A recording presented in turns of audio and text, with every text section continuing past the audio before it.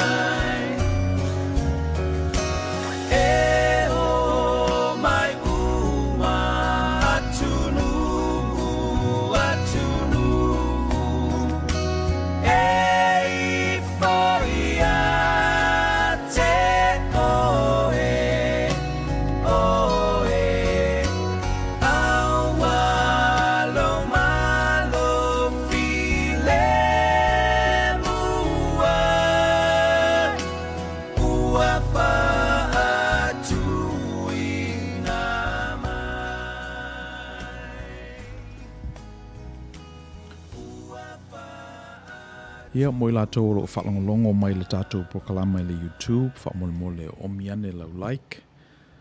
Ia ma share ia lo network ia le tātou prokalama ma le tātou channel, si whonga le tau for Radio Samoa. Le whamole lava le nei prokalama e le ngata ina manuia i nei, ia a whapena fu ina manuia i nā. So te mi lava lai subscribe pai oe i le YouTube page a le si whonga tau fo ia e longo tuaila wa fionga i te mi umai e watu e fo i wha poponga o le nei prokalama e le ngata lai di Outou Manuia ia whape fo i le ofenga ruenga o Outou Waa mai lunga o le nei malai le teimi ma le teimi ia walawa ni whaalumanga whaalenganga ia ma whaalumanga whaale tino fo i mo le tātou o tunu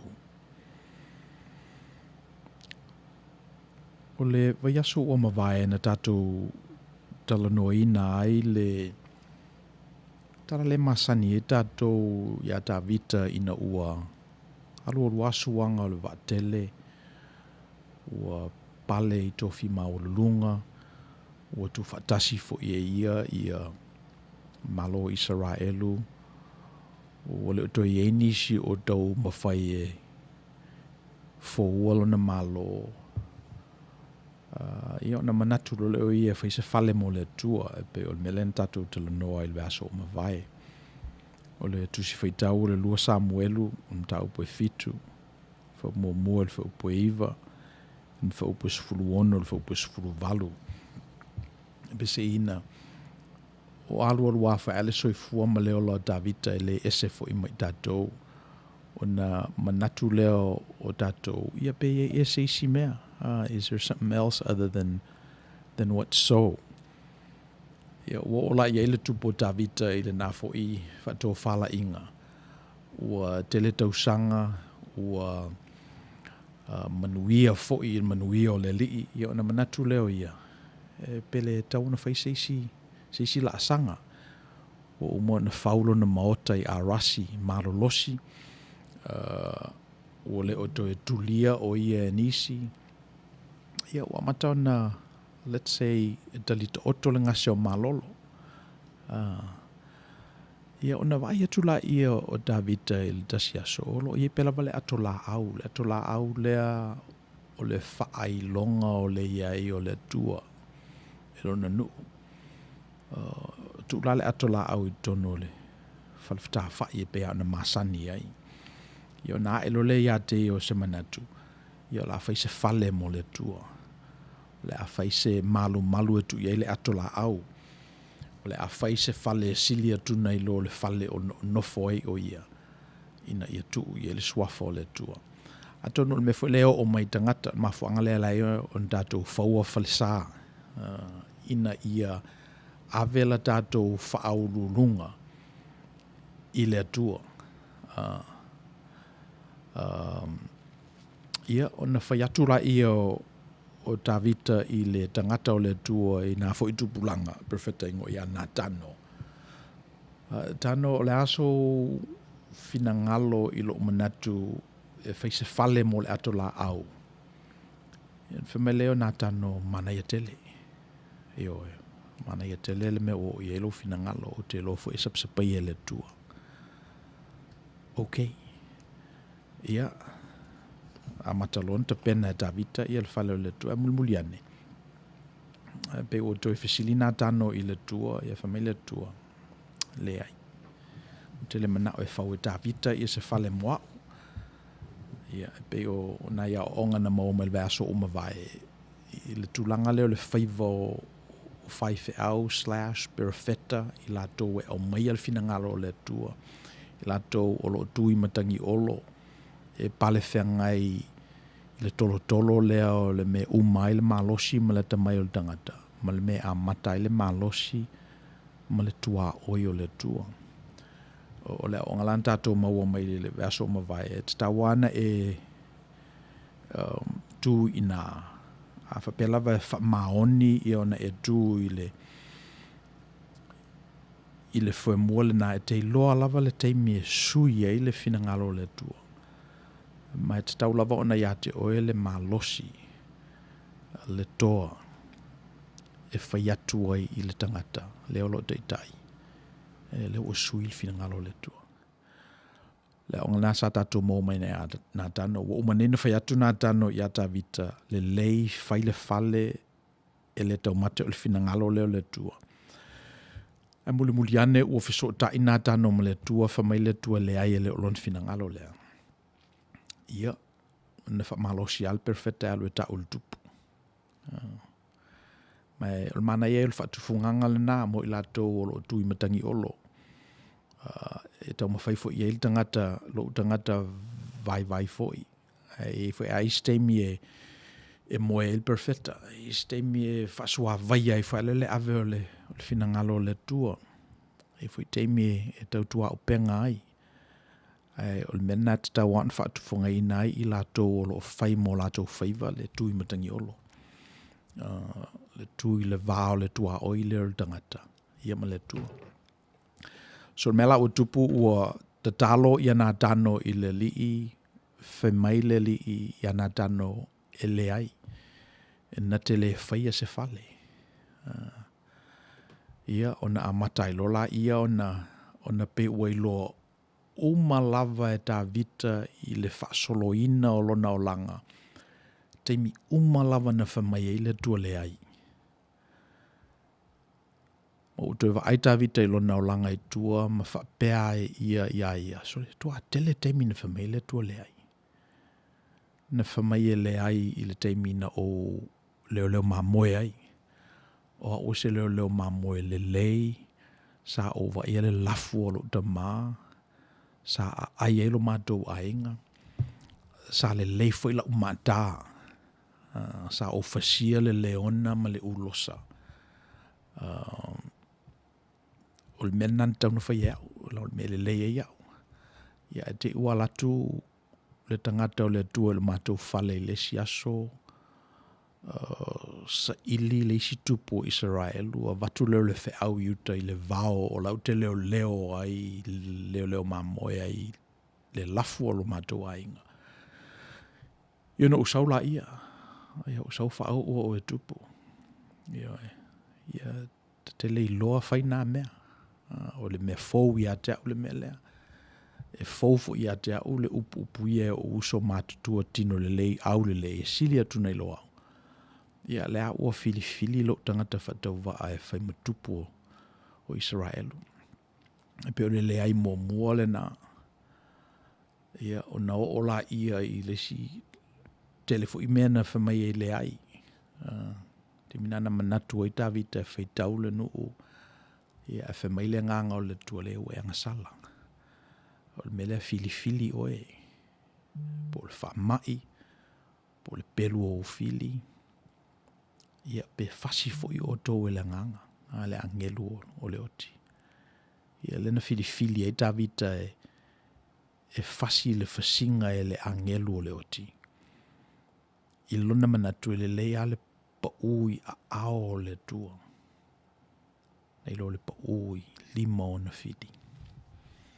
So isi fo i nā teimi leo langa o tā vita na le ai e le tali. A le tua. E fo isi mea nana tupui. O e fo le ngole. Lana tai au le nā uria. Iso na to o lua. Ina fo na tupui fo le whala lave. Whanau mai le tama. Mai. Ina te talo ale le o tā vita finau ma le tua. Mana oa i ola le tama. Ia fa mai le tua le ai. Tutongi na o le ngasala na. Ia ave fo la ia. Ina ua maliu lava le tama ma ua tau mai i le tupu. Ua maliu le tama. Ia na fato atu role o tā vita i lunga saile ele. Saile sa nofo i le ia tala ma le fuefu. O le winga o le tala tele teimi whamai ei ia le tue ata vita le ai. Le ai lea. Ia whailola ia o na manatu lea, fia whai se whale mo le tua. Ia lona manatu ai longa i se aia whaina na manatu. E longa I se ae le anga le mea o lo o tau mawhai e whai. Ia le whamai. Le tua e ala I lana perfecta nā tānoe. Le ai. Ia ai. So o le silama natu na si I vea so o mawai. This whole notion of piety. Le ola whaaleanganga. Le ola ami o tonu o le tangata. E alo manatu o le fawina o le malu lea. It tie up ma wrap up I le system of justice. O lo o ola ma soifua I le tupu. So tu fatasi umane mena tupu I lo na olanga o na whamairola I o ia. Le o lau whaaleanganga lea. This is an integral part of my spirituality. O lea. O le whai o lau tau tua mo le tua. O le whai o lau tau langa mo le tua. Nana laina mana o e whautwhale lea. Ia, e whamai a le tua lea ai. Mai le tua lea I e te le whai a se whale moa. Mana ia I o le wrestle, le midrash le nai, le vao, le finaunga. And it wasn't clear po le finaunga na tano ma le tua. Po lo advocate ia na tano on behalf of the king, King David. Ia o le finaunga lava I le vao tangata ma le tua. Whapea le finaunga. O ana whea lava na o whai atu ai ele o le leile me le utino foi. O le tua le il tangata. O na whea na o whai atu ai e ma whai ona o tau whaia se malu o te ofi ai.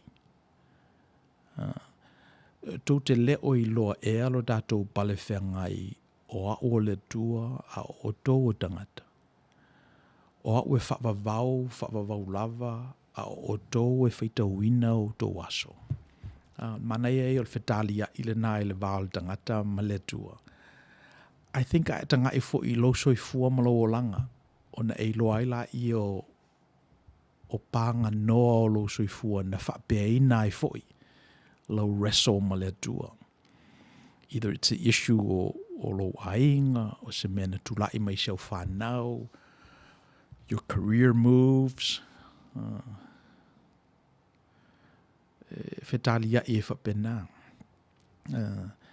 Mai, o mea la le tauna e loa, o se whanga tuanga le tusa. Mai, waina malo le tua.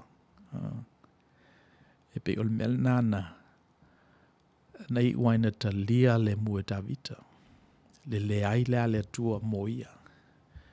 Le ai lana career, le ai lana purpose, le ai lana theology, le ai lana whaaleanganga. Ia, o le alale le me tauna whai al tangata. Yeah, we have several options. E mwhaiona tātou whapea, so le. Wale angali le atua ali, ta te fiu ali e fe e lima. Ave mea se furua I mea. Ave mea sili mo le atua. Ia pangale le afe mai le ai. We could complain. Le sina option available ya tātou. E mwhaiona tātou, let's say all bets are off. Awa tātou mapu maru le whale. O walto e fia ta alo I le tālonga lea.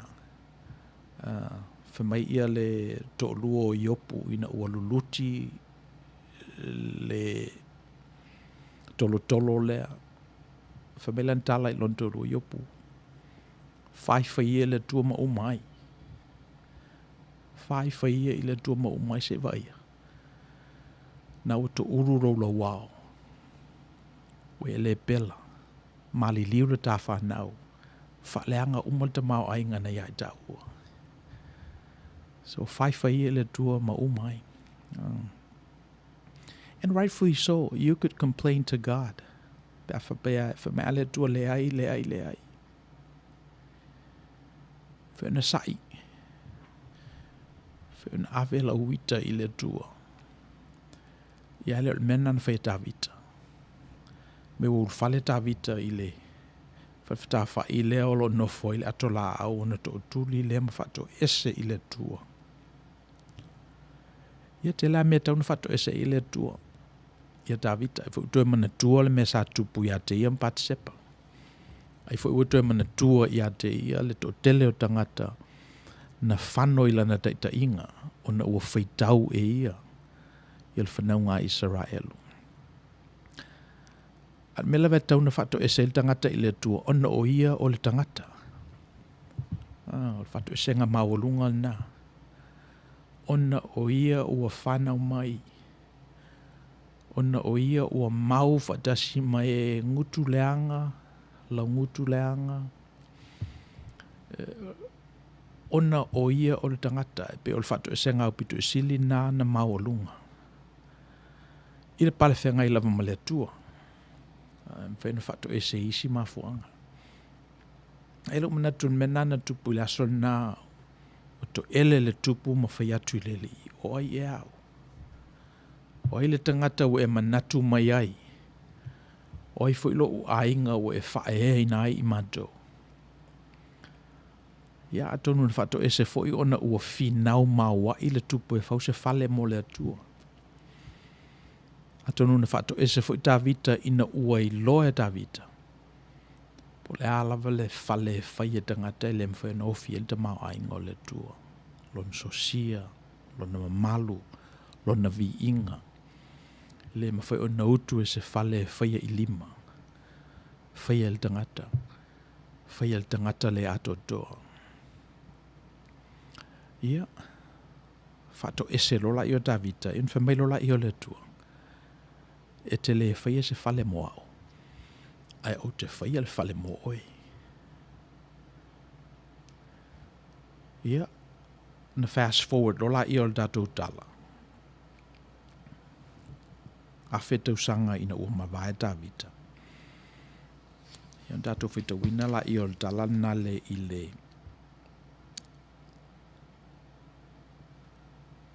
Whelo inga Maria. Ma le angelu o le li kapilielu.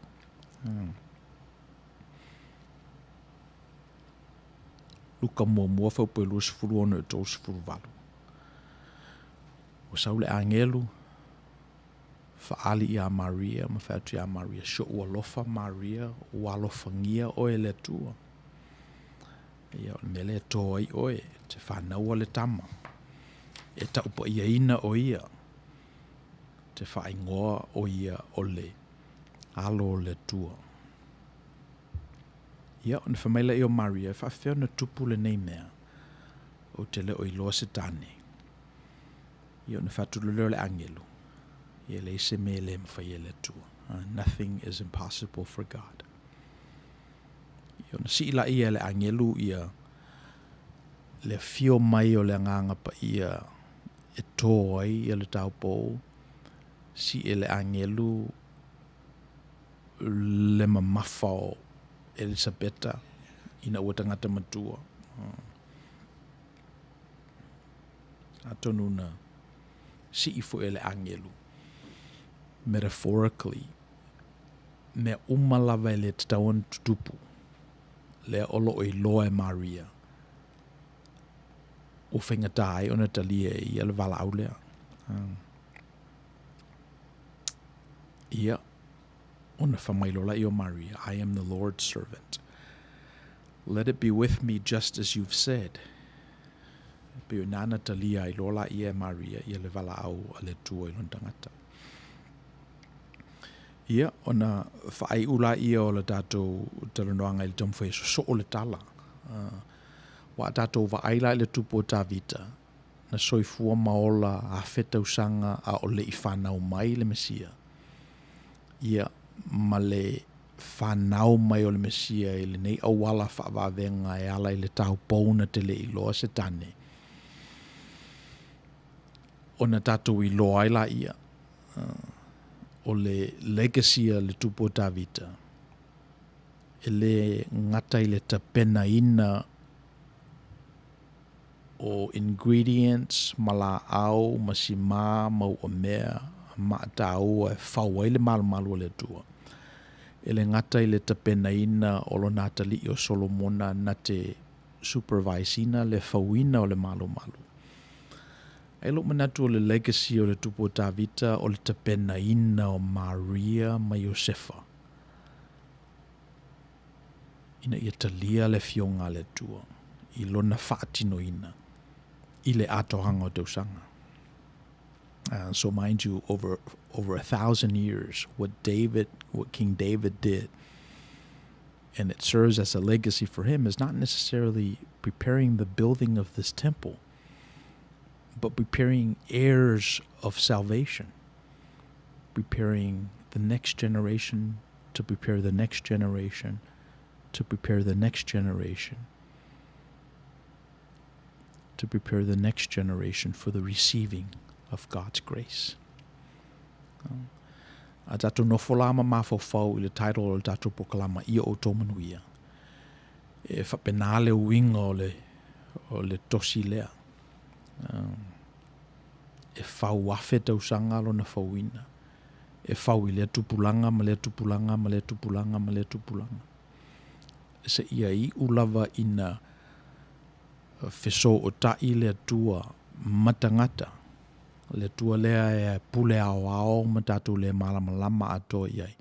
Ma le tangata lea e muta o na manatu. Whetawina o na aso. O limited by space and time. O le whatausunu I la o le tangata ma le tua. I le whana wel pepe o Christmas. Intersection o mena alua le tupunga mai ai ia Yesu Kiriso. Ia e pei o le menana te pena mai e tawita. Ia o le vaso na o mawai ia na datu tala noala ia ma le fionga ia whalafitele whalefatu e nari. Entam whai e whawhiusua I lo datu malamalama I tala o le tuspa ia le datu ka nona ia manatu fo'i mai lo datu atunuu, anganuu, Tagaloa tradition. Ia nasa mana ia le fitu whainga nā mai le vei aso o mawai. I whilal wha moe to e wha au le nei talanoanga I le I tūlā lona lua o le datu proklama. Ia pēa o le teimi e koneti ai. Mo I lato e le silafia le fionga ia whalafitele o lana baio lea na tupu I fo I le fio anga o Vaiala na lui le Ana District School, graduate mai Samoa College, na malanga I New Zealand, au sfuluvalu an tausanga, I nasa launch ai na career langa singing and entertainment, o tangata fo il musika I New Zealand, Australia, ia nei fo il teimi na soifua I nei, the USA, na palai le Theological Training I Fuller Seminary I Amato I Southern California, ia na lue le malua, msalo e sila fia to te leo o tangata.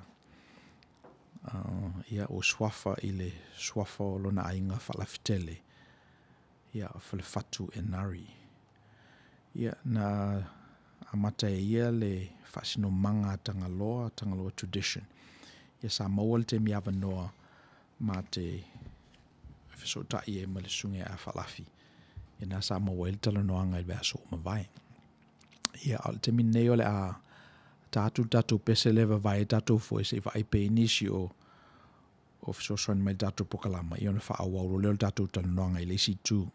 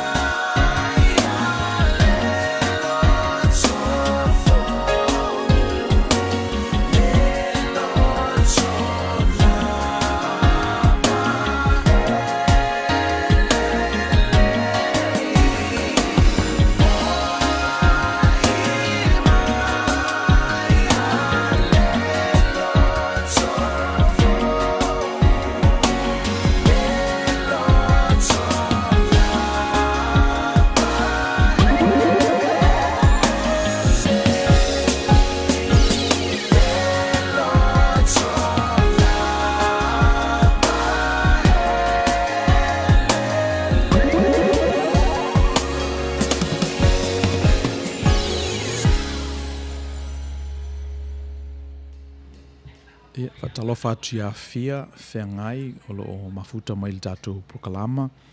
Fatalofa atu fo ia Helen na alo, ulunga ono, o loo mafuta mai Tacoma, Washington. Ia, malto telefo I lava o le tātou tunu o loo whafonga file mū mai o lātou lawa mamota.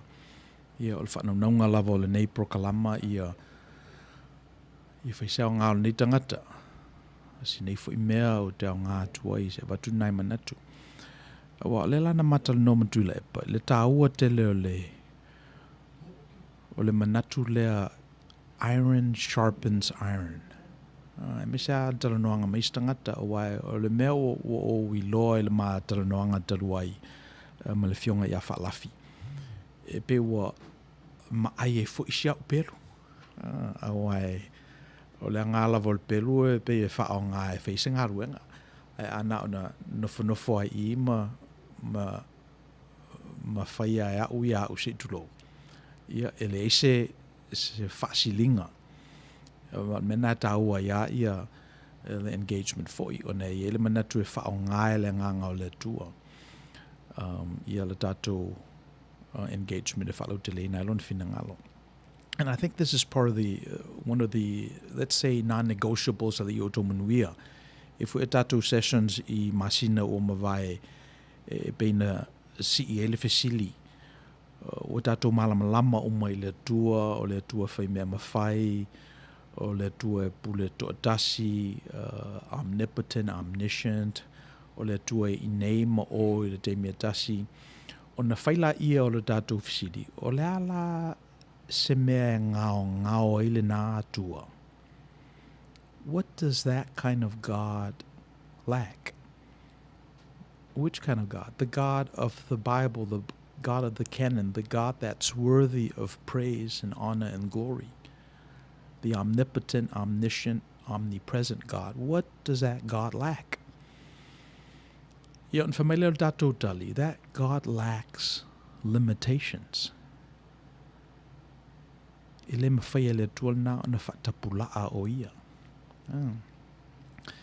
Ia, a ol tangata, the creation has nothing but limitations.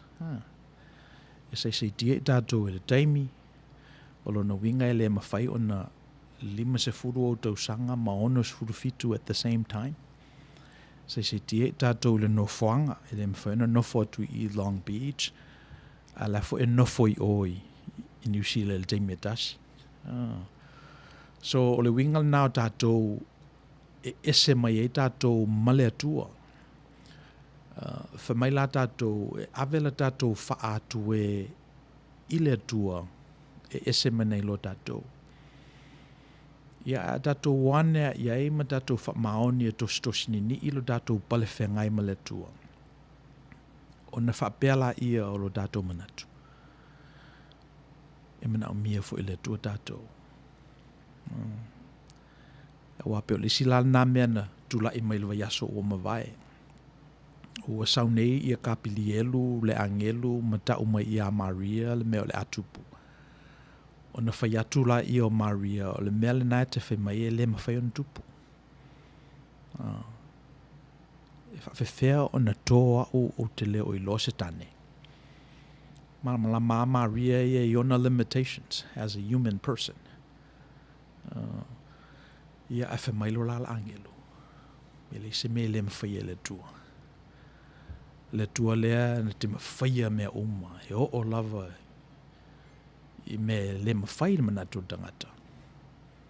Ia, ai mawhai le tua. So, le manatu lan tula I me le aso o mawai.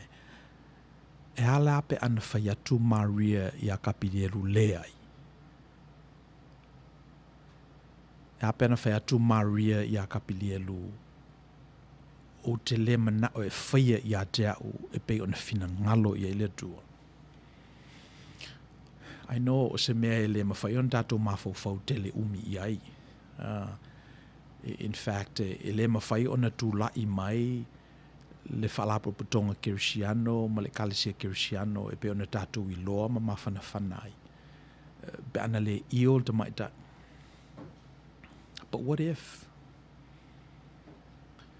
Tu pe ia la le tua e leo o I se tala. Lata I tā whinaunga e pe e whinau ma le angelu lea, kapidielu.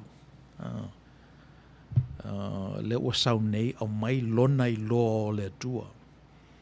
Au mai lona pale whengai ma le tua. O na whamai leo lantala e le se me le mawhai e le tua. Ia pe o le whinaunga la le aso o mawai, ai ape ana whinau tangata. Awa a tātou fast forward lava alu I luma pe alu I tua.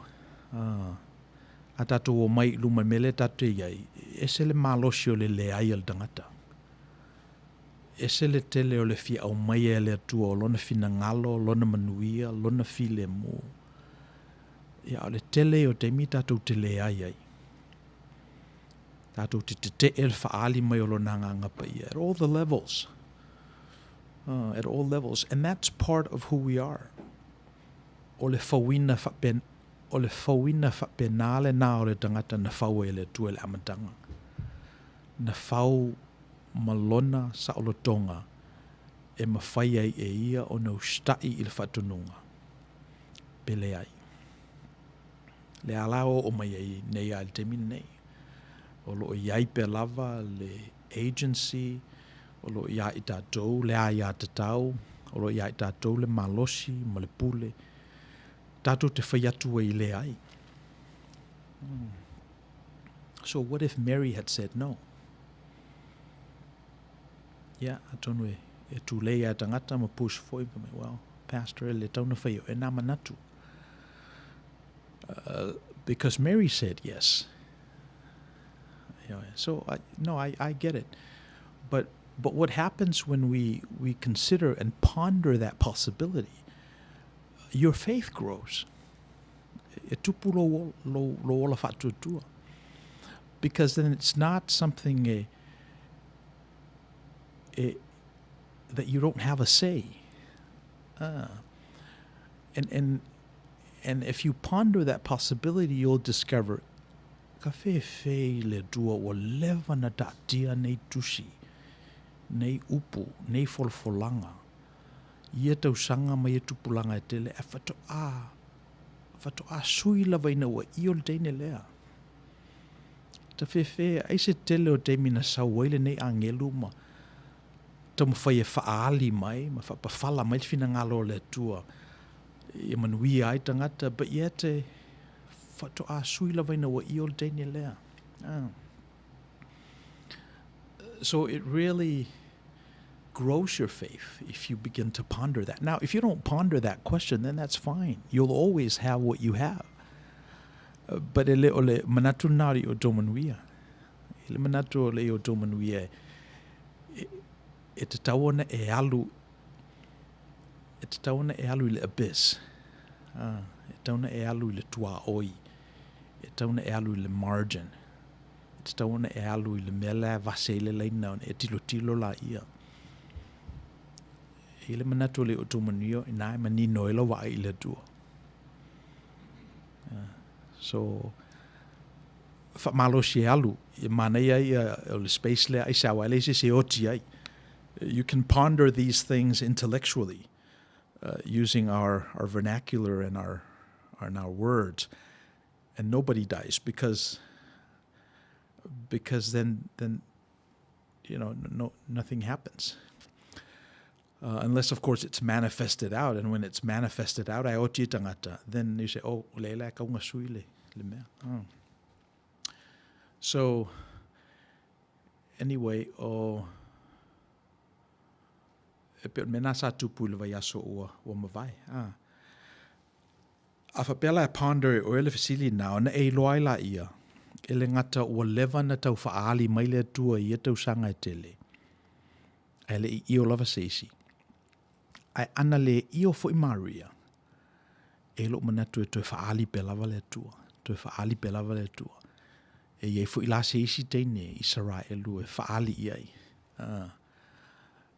Ina ia tau nuu ai lava ia fina ngalo le tua lo whaia I le lalolangi e pe on whaia le langi.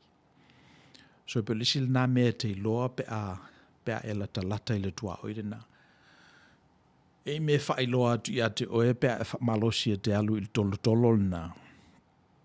Ia e te loa ia se vainga fui ese mana I lo le meolo iai oe. Ia. Na umala il vaso umavaina whaila I o le matalanoanga ma le fionga ia whalafi.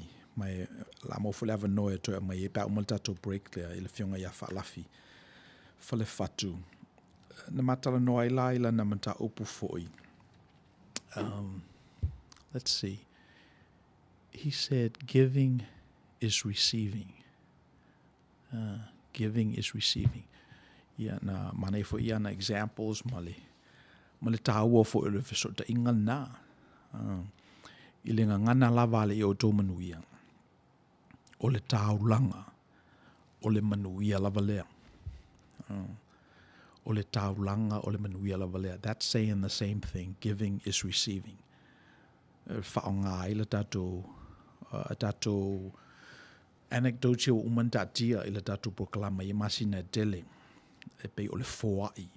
O le talia ina mai lava lea. Ngana lali Outou Manuia. O le tāulanga. O le manuia lava lea. Ia, toi fo ila ia lo manatu I le whamatala ina fo ila o le tāulanga. Na whana nau mai loa tangata mua lava I le langi nei. A matalon whaila tu tāulanga. Kaino ma apelu e pe o tangata mua na nau mai na ua usu le tāne I le whawhine. Iona whana nau mai lola I o tamai. Kaino ma apelu. So me mua lava lana whaia tamai o le whaia o la tāulanga. So giving is part of our DNA. It's one of those first principles e whanau mai lo lava tangata. Ia a matalon whai tāulanga. So em whaialana whai tāulanga tupe, tāulanga taimi, tāulanga I tino manu, tāulanga I fuo whaele leanga. But this is part of who we are. Whanau mai lo lava, whai lo tāulanga. So whamailale manatun talano ina le vaso mawai. O le tāulanga, o le manuia lava lea. Wa a waaila iai. O te leo malamalama le lei po o whea o iel fina ngalo le tua. Pe e seana talia ai le tāulanga a pelu, ai le talia le tāulanga a kaino. Now I know what telefo ia o the theologians were whaopopo iai. Ia atonu ele whaia male nganga e kaino lana taulanga. Atonu a ave kaino ni mea whale tonu ai tu umele lei mai ia. Ia atonu fo ina tuai. E tele atosia le au theologians e tamu whai e whanofo file muai. Ia ma tamu whai e whamatala le fina ngalo le tua. I le mafuanga wala i ona le talia e ia le taulanga kaino. Ia tofu ala tangata mana fo i whaupopo. Ia, but who knows? O le alme ala ina talia le tua le taulanga le tangata ma le talia le taulanga le tangata. E paul mea na dato maua maile i le mesa tupu. Na le talia lo le taulanga kaino. Tupu roa manatu ia i hate ia le dato talanoa ia. He becomes resentful. He becomes retaliatory. He becomes angry.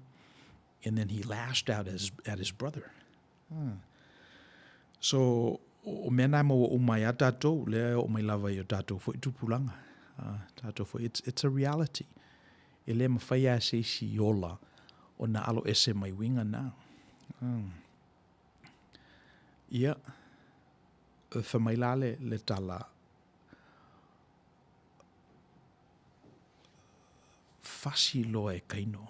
Wa tupune le ita le nei ma le, let's say, o le mataua, I suppose, i le loto kaino. O vaai atu la ua manuia ia lo na uso a pelu ma ua talia le tua lan taulanga. Ia ala tulo fasi lo na uso. So a tatou mafau la i me tutupu i lo mafau, i lo tino, i lo wanganga, i le tata vale o lo fatu. A tatou mafau at all levels, psychological, biological, spiritual, and physical for it, because I don't see ile lima. O lo i ele neifi, pole alava le me whao o ai ele oti ilo nauso. Ia, le mea nana na tupu.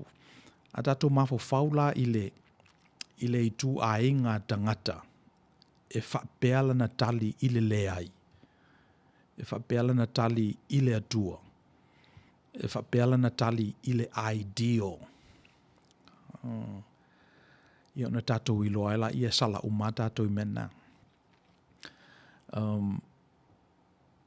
E sina vaenga le titiale na ole whetaia ina le atua makaino ina ua sau le nganga o le atua e sa ili mai po fea o ia apelu. Te mana tuaina.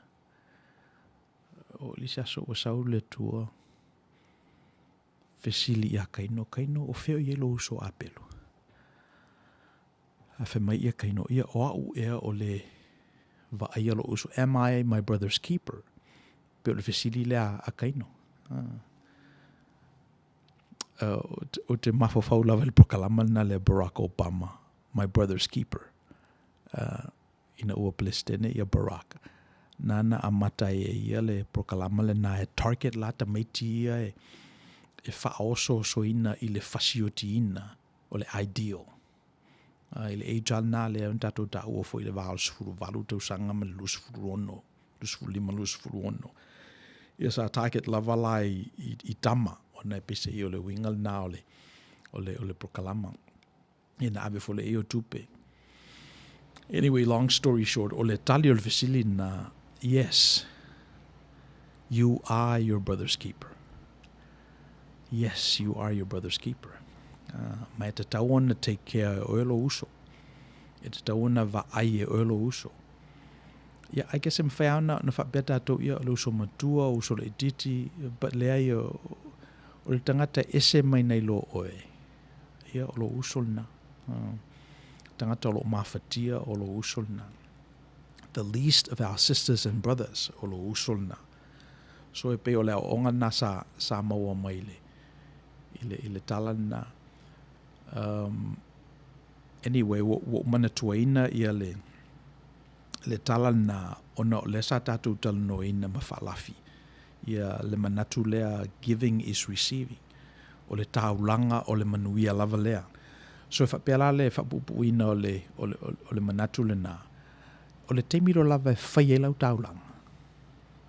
Pele talia. O le manuia le na. O le mea utupu ona na ia al expectation o kaino e whailo le taulanga talia. I suspect that could be based on something that happened in the past. Ina talia fo ele tuala taulanga ele aso la ele. Ia o te ia o le talia ele aso nei. Awai o le mela tupu pe afa pe whemai o le taulanga e whaatalitali se ia talia o na Outou Manuia ina lea. Well, that's a totally different toshi. I pe o le manatu le vaso o mawai. Giving is receiving. O le taulanga. O le manuia lava lea. So ne te ua manatu se isi, se ilonga e talia le lei mai, se ilonga e avatu au tonga, to e whaafoi mai se vaenga, na to e avatu la ia, na to e o mai la ia o matu pala pala. O na manuia lea. Lea ia pe o le manatu na tuli le vaso o mawai. Lea o ea ia o laua nafa o le whai o le taulanga. In the process of offering, of giving, you are blessed. O me lan tupu ia kaino, o whai ne la lan taulanga. At that particular day, o le talia le tua. I suppose na ye fo iste mina le talia ye le tua le taulanga a pelu. Ia le whai mai whapena al tala. But if we ponder all the possibilities, and depending on our level of analysis, you'll see all the possibilities. You'll see atonu na talia fo ia le tua I se isi aso le taulanga kaino. But particularly le mele o tusi mai le tatu kanona ma le tatu narrative. O le talia le tua. Ona so orola ia ma le fia kaino, mataua, lash out ilo na uso, le fia I le tua really. O le onga lava na o le fia. Ai le fia ilo uso. Ia o le fia lava na I le tua. Ia whao o lima lola ia ma whamalingi le totolo na uso. Saurola I o le tua le asuna so ai whamailo leo lana vesili. Ia.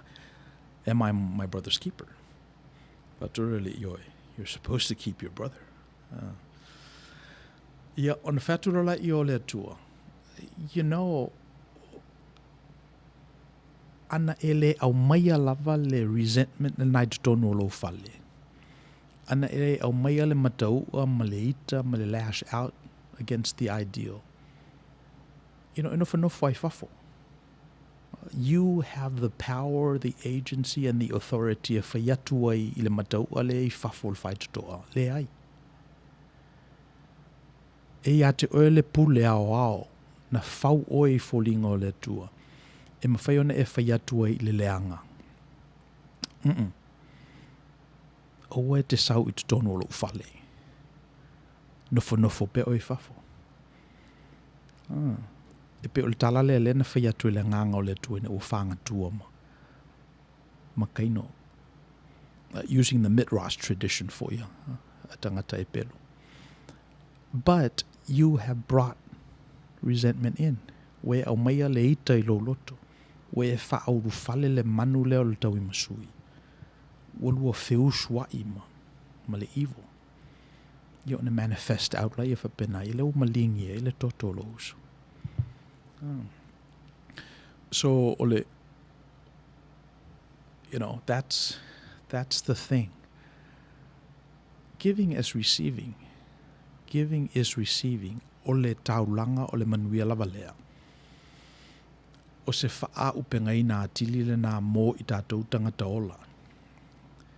Ina ia tātou talia o leisi le nā tātou nafa, o leisi nā tātou matu pala pala, o leisi nā mea alofa na tō mai le tua mō I tātou. O le whai taulanga. Gifting. Tu sa lape le mō mai se mea. Ia ai. Whai pēa la tātou taulanga. O wā o le taulanga. O le manuia lava lea. Yep. Let's see. Let's take this question, Maya Fia. We can question, what if Mary said no to God? If curiosity didn't exist, then our faith is dead. Well, manaya manatu Fia. but it challenges our mind as Christians to reach every possibilities to draw our own conclusions spiritually. Yep. Well, in the context laula datu talanoanga fia, that could be seen as a taulanga. When your mind is challenged, that could be seen as an exertion of effort, burning incense, o le whai o se foai. So, tauloto le tauloto e tangata Israel ui alo whātu le lo atua, the Shema. Lo whātu le lo atua, malo loto atua, malo malosi atua, lo nganga atua. E lale mena whao popo i le whenga inga fō, o lo mawhau.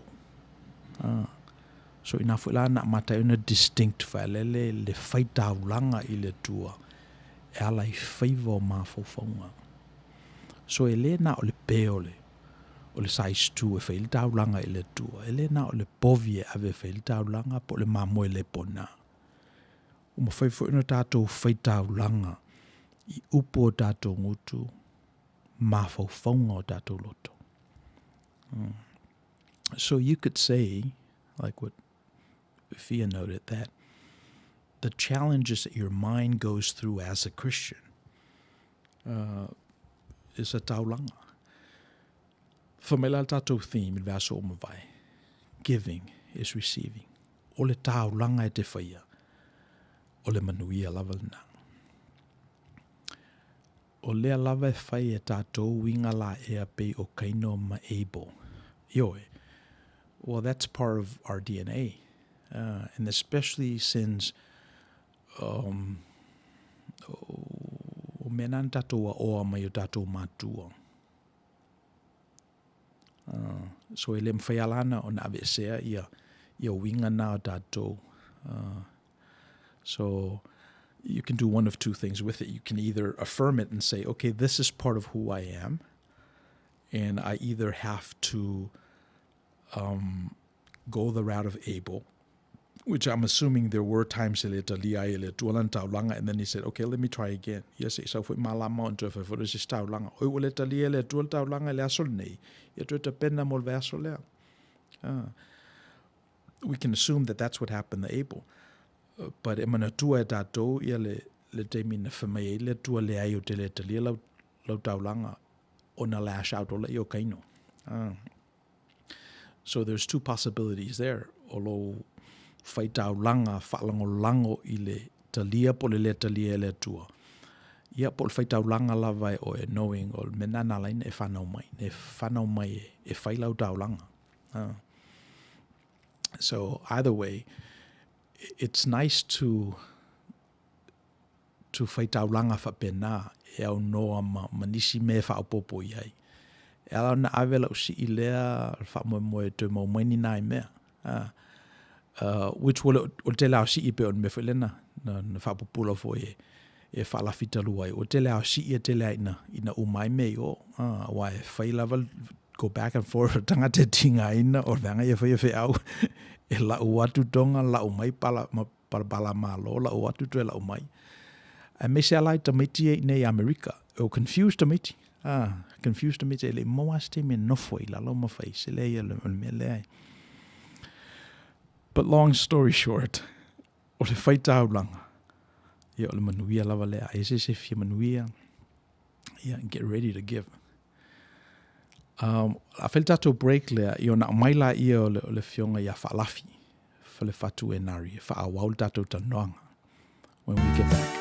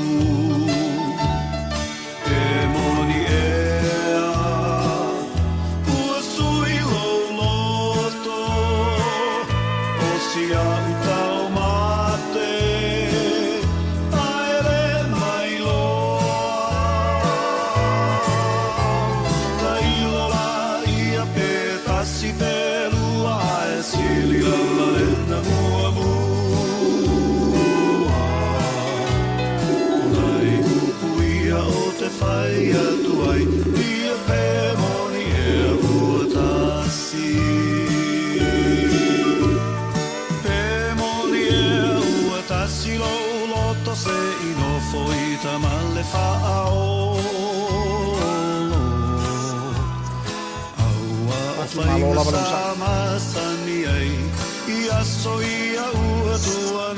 Pero la ngonga mai kau. Momo ngai a aveta ua funai matino e tasi ona e tali tonu ai rolea o italala mole lumanai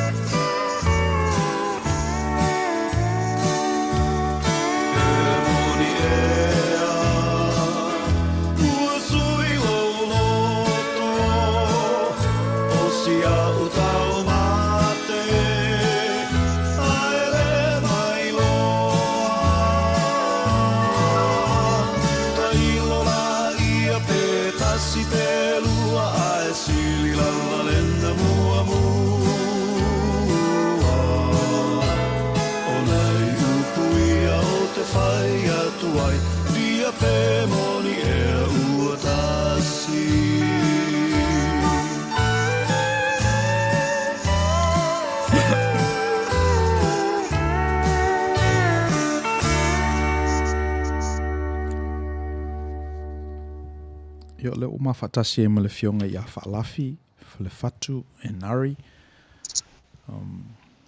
Talofa falafi. Talofa ma lo so fomo lo langi ma lo sunga fafino.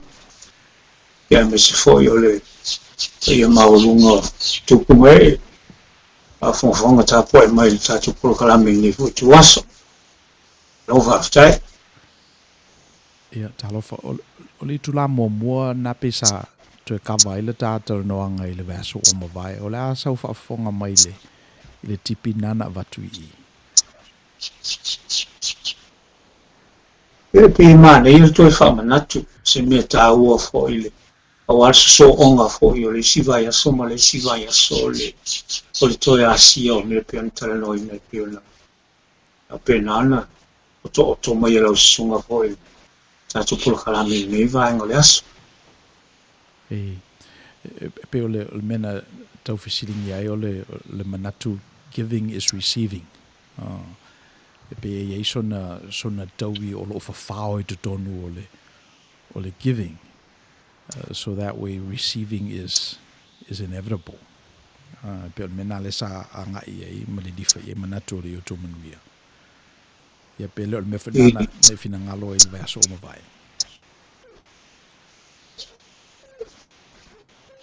Ele se ngangole ole giving ole pianta no ai for advanced one ole giving for the sake of giving pe afa pena ona le ai ale o se mafau o se manatu ise mea mau mai that way the giving is purely for the sake of giving ele alu no strings attached the joy, the reward, and the joy is the reward, and that's reward enough. In the sense of material stuff, that is a bonus. To give for the sake of giving, you give up enough for the joy that you get out of watching people. Yolato folinga molato ngana that is reward enough. To give is to receive. Ale mela mo yo na tuatu e pe se ponesi le mena ele o mo tele lale nganga na ele o mal malama fo le nganga na the giving yo na pone e pe fa penale giving to ino malo ma to ya sona mo fata ita inga se o mea yo fala velave a fai fala velave pe o le giving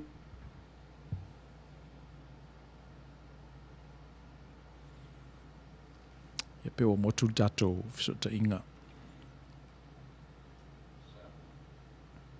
falafi Yeah. Yeah, pe ole sila whamanatu a whalafi from last week, giving for the sake of giving. So it presupposes that there is a built-in reward that's received in the process of giving. I guess ele ese mai mali. Manatu le fo ina avatu o le taulanga o le manuia lava lea. Yeah, I pe menasa tala no ina le aso mavai. E lolo tom fai e to so ola tato. Yeah, le o mo me le ato falafi. Yeah, sauno ia falafi. Ia e pe e whapena le anganga le.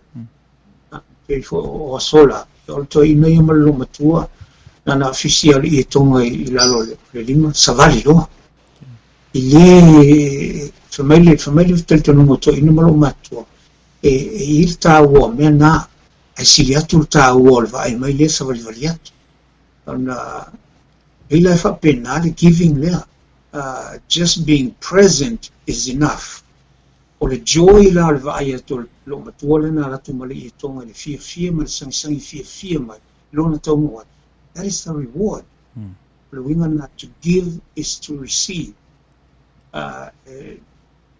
Ila mele tala noa i le vai asu talua. E pe i te tauna i ese mea ia ita ona whatoa mawhai leo na give. Le mele whai mai e to ina malo matua no, just give for the sake of giving. And the joy from them receiving is reward enough. E tai whapena le mele o te tongo mai manatu ni vaenga o le aso lau saunanga misi. Ai. Yo, e wafo na uola mai tutuila. Sa ova ai o amata na o la iti fa le tonga. Sa tasi al tonga a vele sua. Yes, na amata la i ona ova ai le meta o le tofa. E pe e muli atu e whaila si te lele i titi nei lo le tonga le e ta i tuel sua. I ona ova ai whaleo tupu e ova ai atu o ima me o ta ui. E tu whatasini tonga e se furu ona ta ui la ia. I ona whai atu la ia o le whase lau tonga ia e watu e mori atu ia. Do whana ana watu. E pese i olo o iei se manulauti po se philosophy fo i po se to whamanino. The bigger the better. The more the merrier. E pe o to whamanino na pese ina tūle ia le whaalo longa le atunu. O pese i o te amai ai mai le i tonga na tasi le e tu i lalo le au. So, ia na whaiwhai ala ia o amata na whaalongo atu, amata na band e poruma sawa ia ta ui ia. Wa o le mea o tupu. O pe o mortgage-backed securities whaela ia na fushi mai mawhai se furu. Ai a tangoro lawe te tala. Ia pe na o le fitu nai mea pe ni lau whalala e le o whaavuru o le lei nei. So le winga na lau tala e pese i ua undermine ai le nganga o le foai, le integrity o le foai, le quality o le foai. Ona o mea ia. Ona o philosophy lea, the bigger the better. The more the merrier. So ai le ave se ai lava le nganga. Awa e pela o le manatu fo ina na whae le vaso o mawai.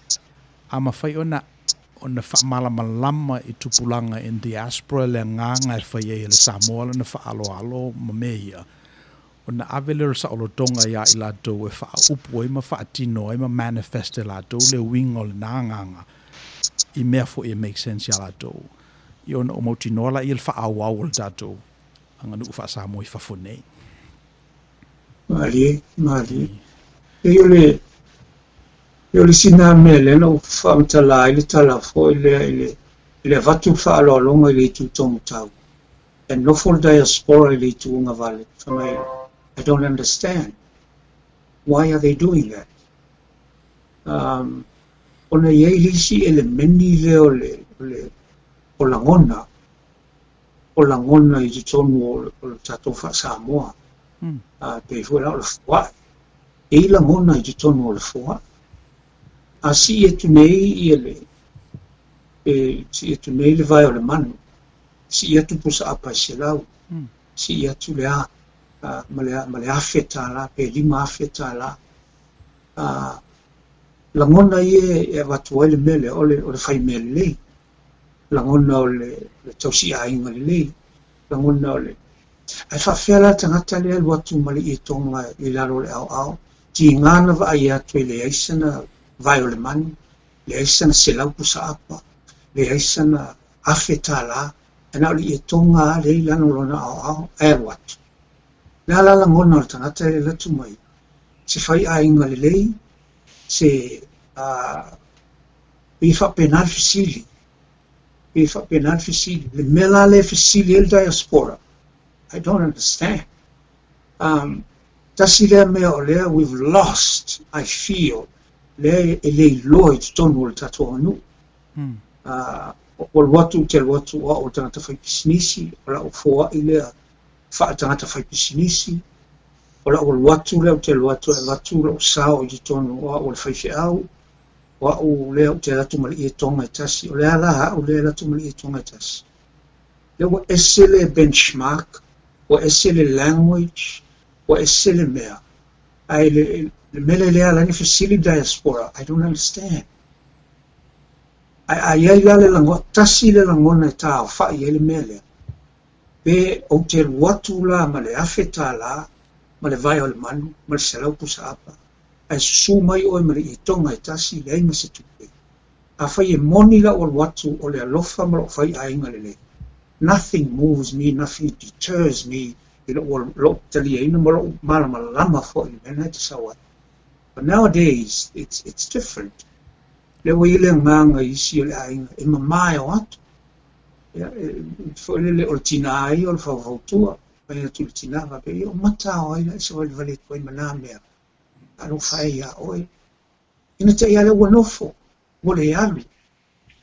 That's not the Samoa. Mena lea leina, the facility diaspora, I don't understand. Le mea tonu ana tonu whamana lama diaspora. It's not about the material stuff. It's not about the $1,000 that I bring.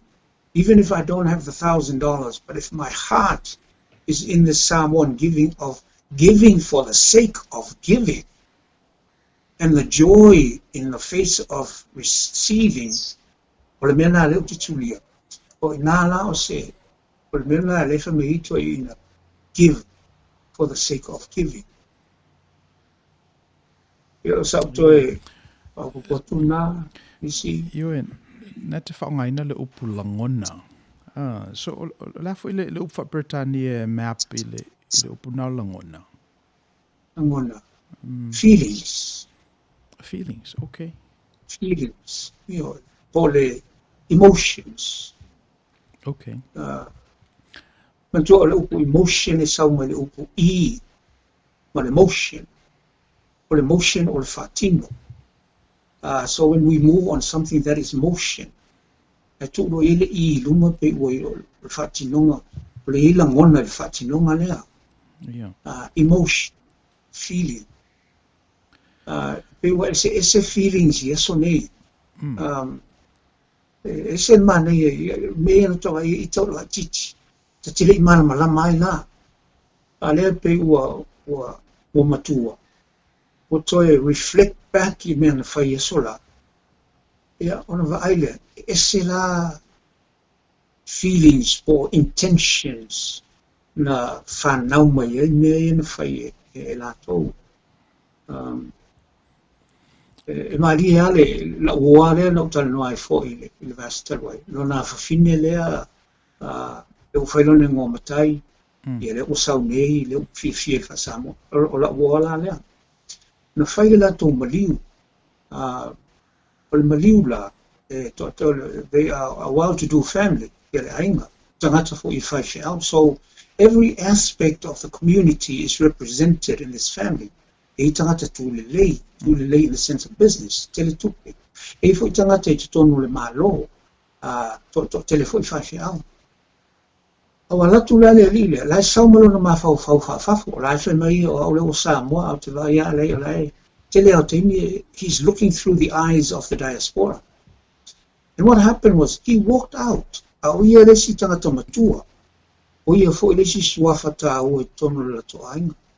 He cannot comprehend liva oka o kai ni mau mea o amai. E whai e mea lea. Lala o Tagaloa i mea vo i si tangata i o lato ainga e leini mea. Pena o nofo e o ta. Ai leo te tele le vaenga lea e tele lato mea i amai. And he saw e leo maua le mele na leino mai e whai wharewilangi. O lea, o le no whatasi mo tō e whatasi. Leo tō e leo ri malos. Ai nofo le o vaenga vai o mo pe e leo te te. And then he walked out. O wat isa ora la mena no fai. Isa o if I was honest to my feelings. And lo wata le tulunga. Ele o fasa mo na. O le maliu le na tupu, it's for my family, all of my family to come together. Ai le ole mai together in the sense of together. O na ole o le si vaenga to e mai o. Ai o le si vaenga no o ele to e ma le ni tala e whaia. Well, I was just asking about langona. Ona e pese I e pe e se a langona e te langona ina pe ai atu I se si I awheta la se lautonga versus I langona e te langona ina pe ai atu na o le tasi le I limas furuta la. Pe sa ole na pe. So you're saying ele te tauana fe ese a I langona basi lungo le materiality manifestation o le, let's say universal langona te tauana langona o mai tātou pe o ina a miel soifu o seisi fina ngalo le tua e pe me le tau tutuli atua ile. So are you saying that we ought to emote the same, given that we're looking at different manifestations of presentation? Pe o Tagaloa la o mai o ye benchmark e pe o set il fa sa mo ava pe o te fai business ele italiana o pe sauna li tonga I la lo au a o fai lo business pe fa penal le o ile benchmark le o set o le ai la le feeling le this emotion that ties everybody on an even keel ele for la ele material stuff I for ele emotional no mai ton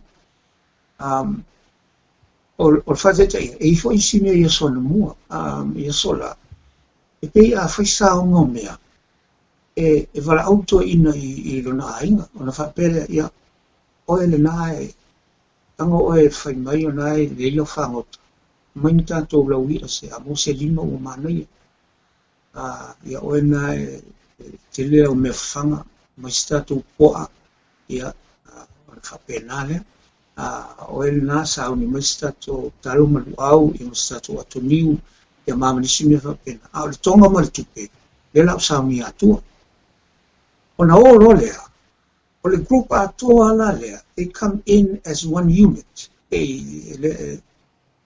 no tu lo lea va tu la tu me di ton fa pena fo la sa o isi me ele ia se va ai fo le fa pe a me o ai fa pe o fa pe langa lea tu uma it's the same realm le o tu ai ai pe o le taimi le e pe o fa pena mo tau yesi ese senga o benchmark se te tauna na ausia ina ia fa pe ai o si le leila le o le ainga finele le o le vaenga tau si ainga le leila le e o le o fuare nga yo inga I le material stuff ai fa Tagaloa tradition it's not the material stuff it's what you have and what you bring. Pe al tala fo lo matua lan tala fa pono pitolo la ie. Ai tongi umat. Pape na fo la company to tell.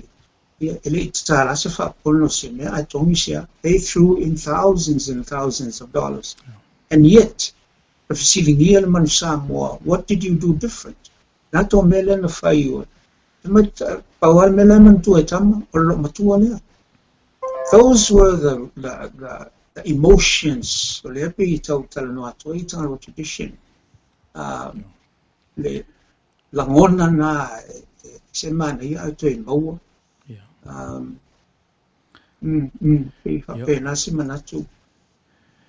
So manaya, so giving is receiving you build that to or theme le nal verso mobile for la to the tower to easy for e tosi, let's say ya watile yana or ya le tanoanga for olote va aya to your data officially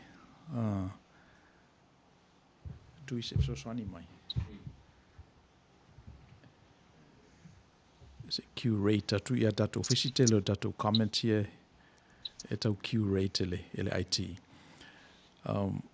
se fe pese si tosi fo lo tu la imai ai esel mang ne yo me yo langona wa foi la o langona pe ele upol tu spa ia e fai I let's say le no foanga o langona o the heart e fa penale fa peltala tu stala e pelu o le fatu o le loto o langona pe fa ole o me fa le the whimsical things o ana ila le taimina na tule ya le mera na o le fatu tua ina langona ona a e maila ia o le mafofau jero pete mantu ina le history le now le development of society o a e maila le mafofau fa maila ia o la lato tala le ngata ina I te tauna e tapua I le tua malo langona atoa au langona atoa a te tau fo ina e tapua I le tua malo mafofau atoa ia wan mena le ala iona ona le tatou kanona o le whengainga tuai kanona le ala au kersiana o le whengainga tuai I le e Peru ia ma le whengainga fau I le eleni ona e pese ia wha mafa lava ia e Peru lato langona ia e wha mafa e le nio lato mafofonga so e pei o le mena le olo o tatia le talanoanga na ia wa o telefoi la ia company tele le run in mafofonga what do you think if a penal lato visili how do you feel eselale visili le na how do you feel versus what do you think? So, elo manatu, mo tangata lava whaatufunga ina I le I Outou Manuia. Ia ma manatu fo I matou whamanino le Outou Manuia. E te tauna mwhainta whaatufunga o mai melua. Not only is she able to emote authentically, but she also has to have the ability to back up her stuff with let's say intellectual discipline in I whao ngā ele mafo whao. So e pe ole o whao popongal na.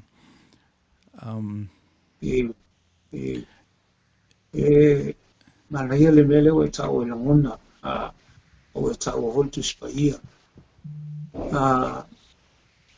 Anta tu aia I ata vita. Tato ai ata vita. Tasile tangata ele solo muli fa ilo ona langona. So se tua le tu taua ele na ina tua langona o tavita. Te tauna fai taua lea. O fole le tu tau mea sa mea ele te tauna peila o le fa mantuma. Mantua fo ile o yele a reto ma le waina le o fai sunako. A watu ta vita malana au tau o le se mea ai alu tonu o le mea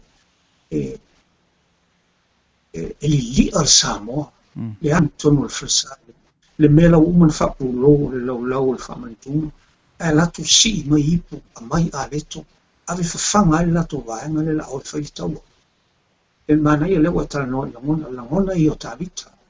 Leo fola li tu pa to mata. Ia tu lo wala fa ang samu ele ia si a mi o valea. E mola mi o tavita le tau te lo le ia participa. Ia no fom ti lo to la e ta ele mai participa. Mea na fai tavita ina ia fiu sua e pe fai a inga participa. E wa mai lo na to lua. Wala au yo le taua o ai le to lua tini ia fa mai o le e fai e sau mea na fai ina ia langona tavita ale mea o te whamtala tuai mea nei lau sunga misi ona pau wale o tangata i tuspa ia na fai e le atua le pulea according to God with his servant David, God said Tavita, he is a man after my own heart.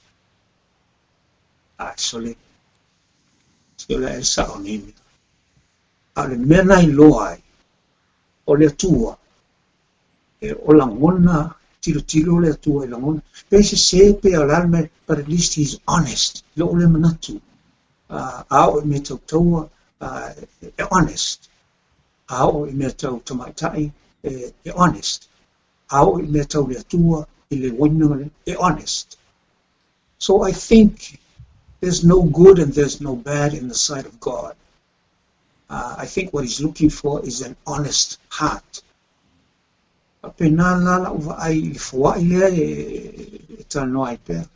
Give for the sake of giving, not set benchmarks in terms of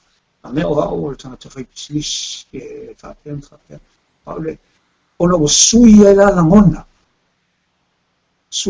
leo tato fai si ele saole ele I don't think it's about sao pese. I think the question should be asked langona ale leila langona pe ona fai tu ya tavita however bad he was in the sight of you and me what that to refer to say the langama so for pe ona masende. David is a bad dude in my books. But he was honest. He was honest. To giving. And honest for me telling me. It wouldn't bother me one bit. I would embrace that person with the 1 ear konga. And that person with the 1 ear konga won't go and sit under the mango tree while me and the politicians and everybody laugh over here. The emotions, the feelings are different.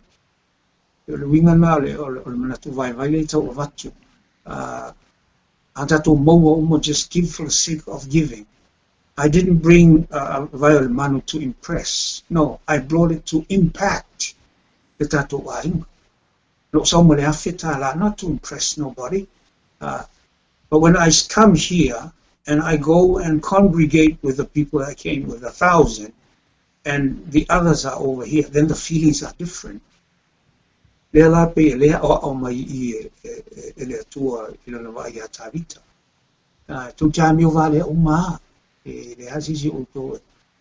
least that guy, he was honest. Honest.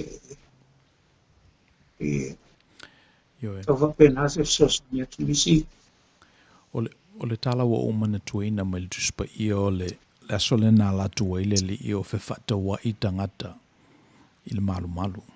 Te mana tua tala na ona fe maila I o lantala. Ole fale te talo ole fale nei, ole fale o lo dama.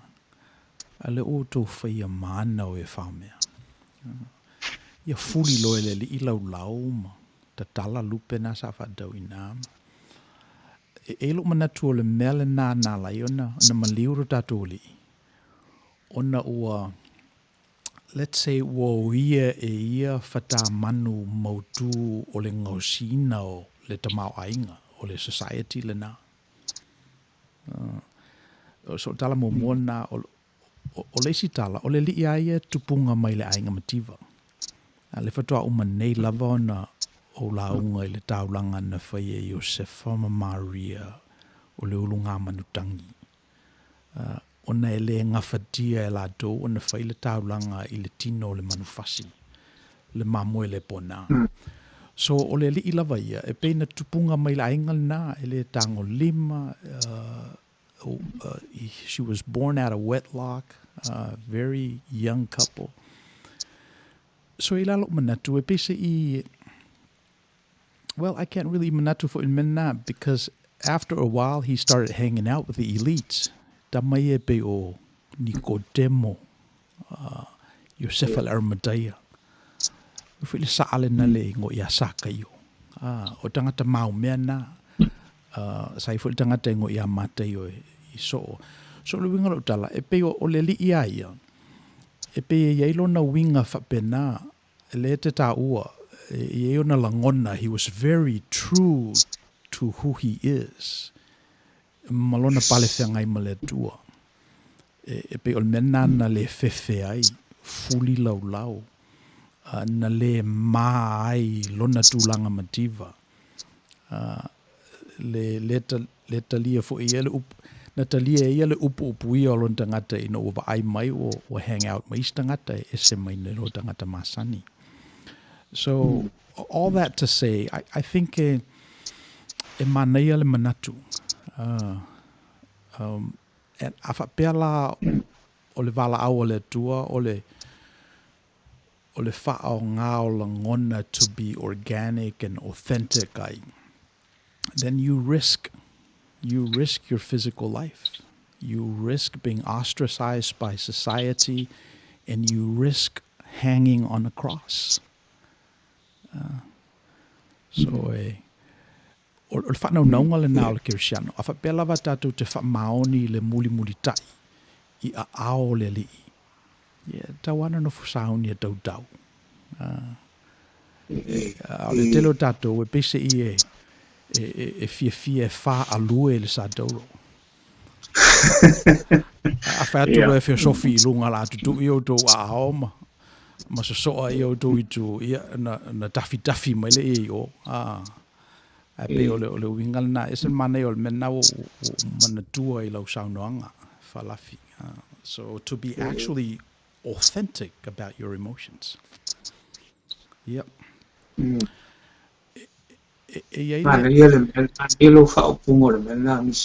never heard it put that way, but it's colloquial language that sinks in.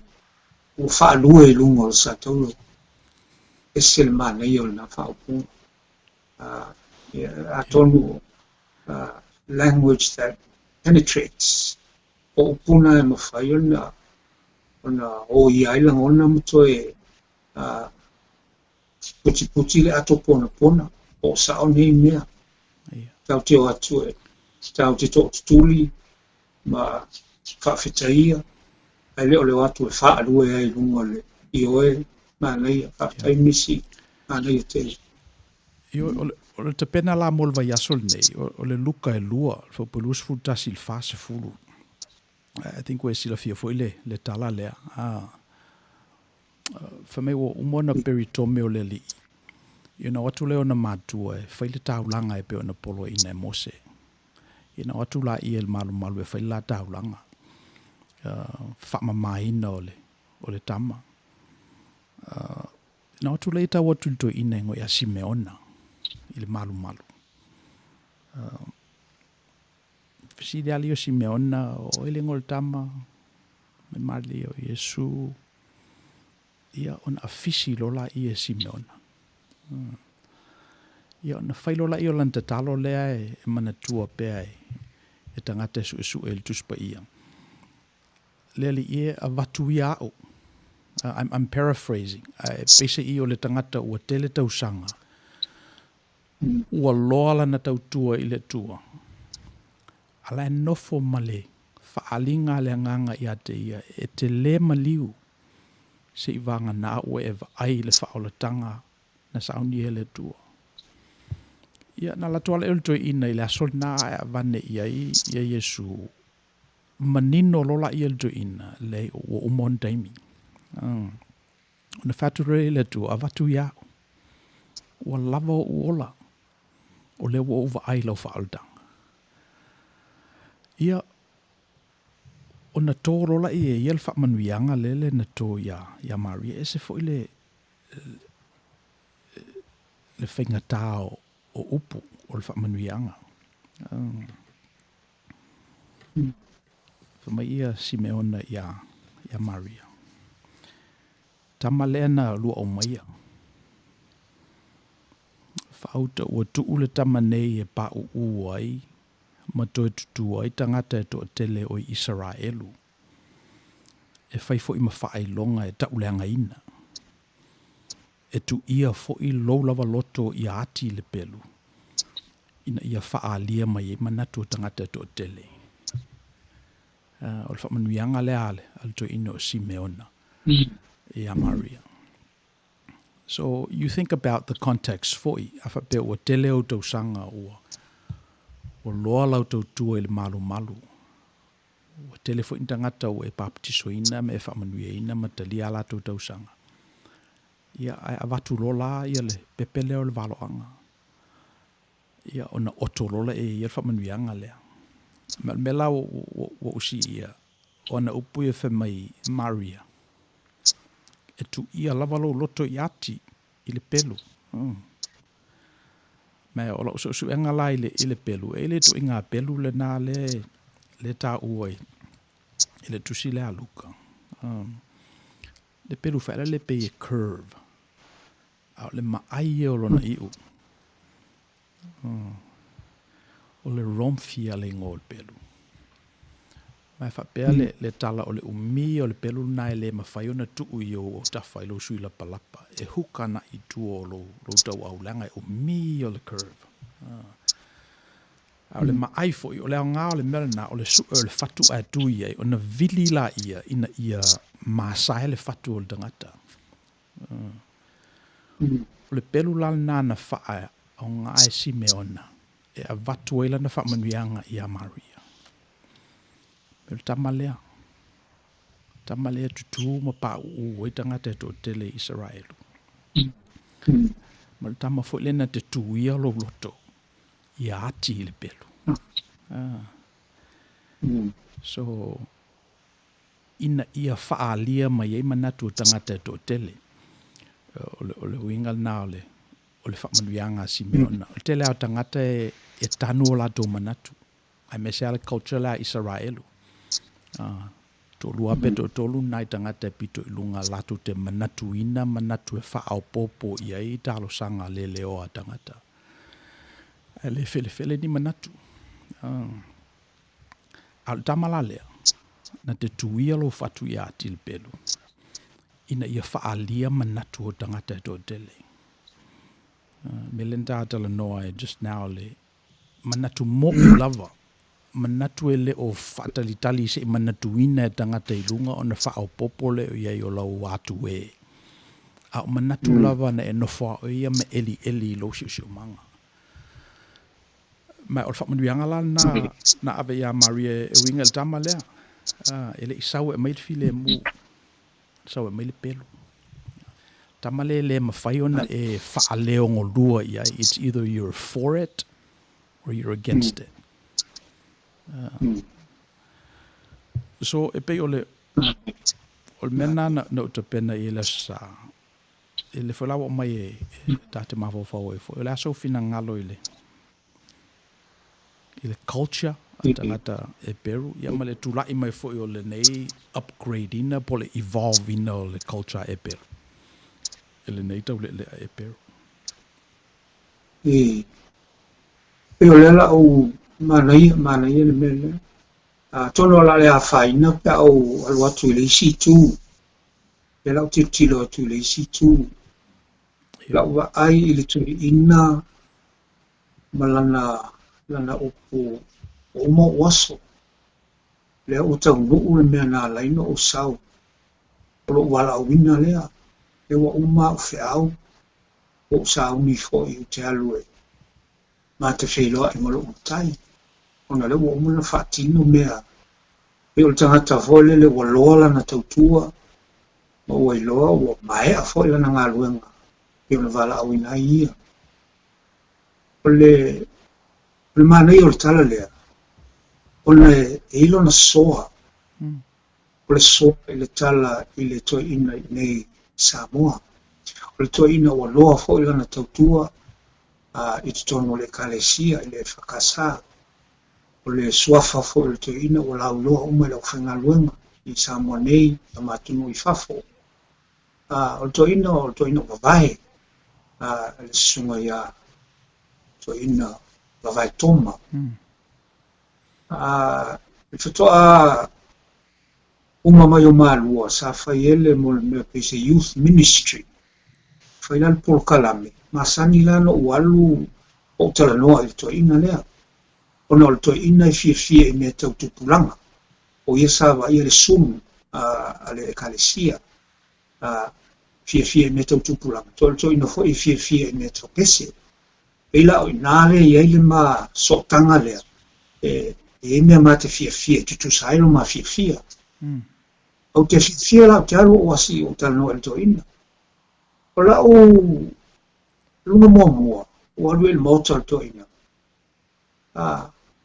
O lua to ui mai le situ o sa wale mata no tono al fale le luma fale tele le luma mo le war e lua eva ya so na so o to le to asi to in ma o sili e se na fautuanga I me ia fai o la tu lole ai fa mai fale le luma o la tua ta milo ai o tafa o sa lole o tafa to o mai la le tu o fale parang tele le luma so o tafa le tonga la au sa e ia le pule I talane o le whale o toina.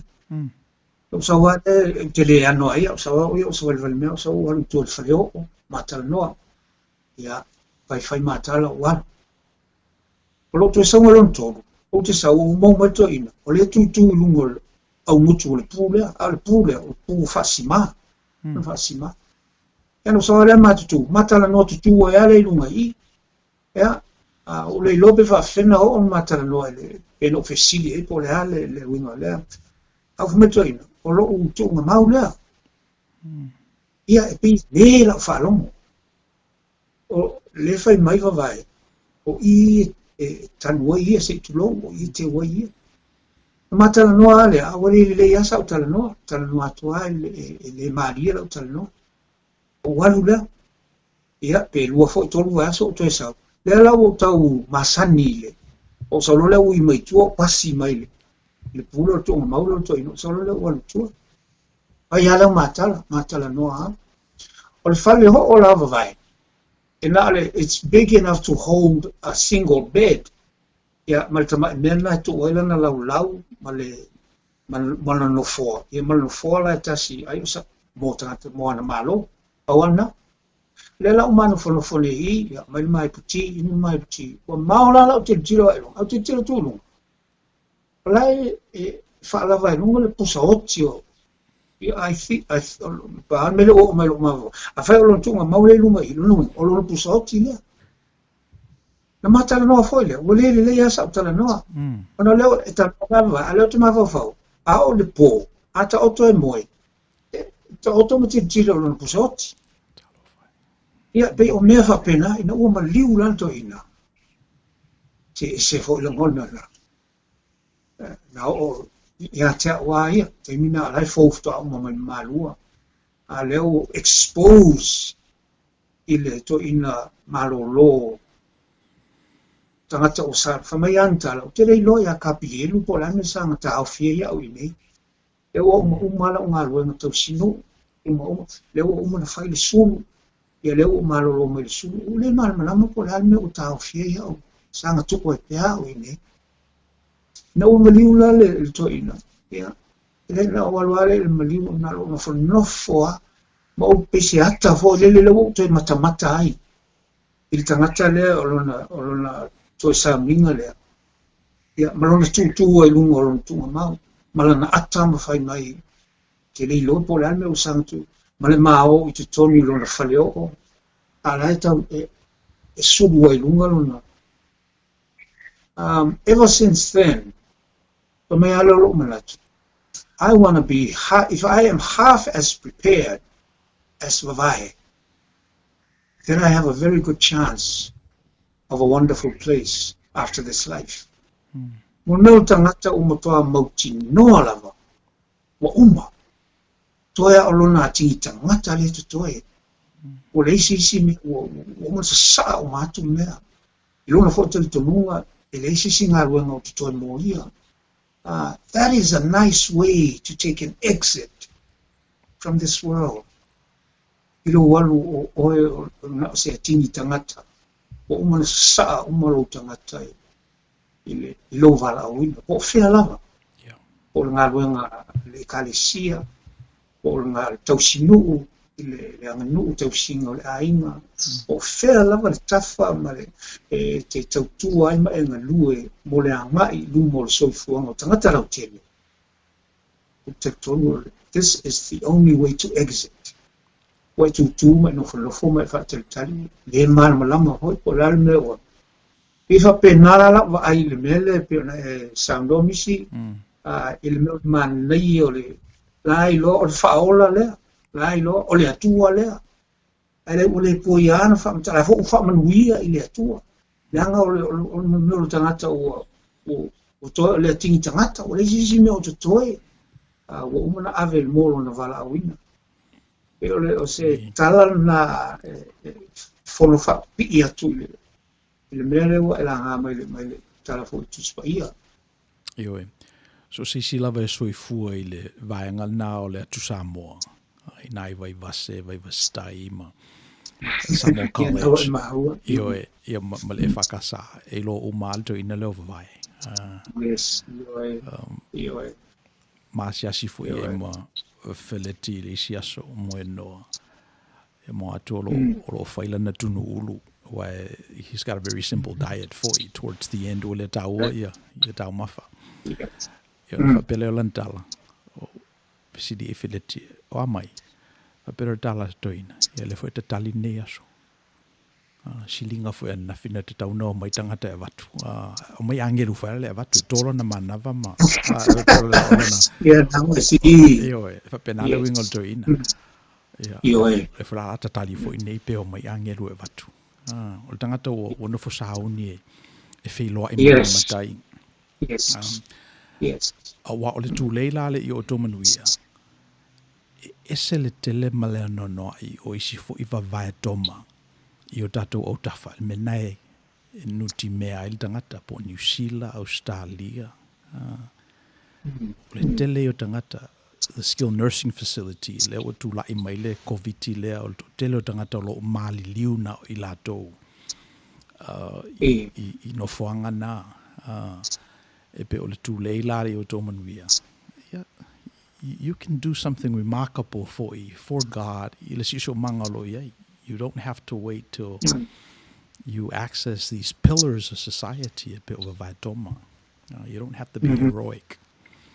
So, yoe, manayale tala na.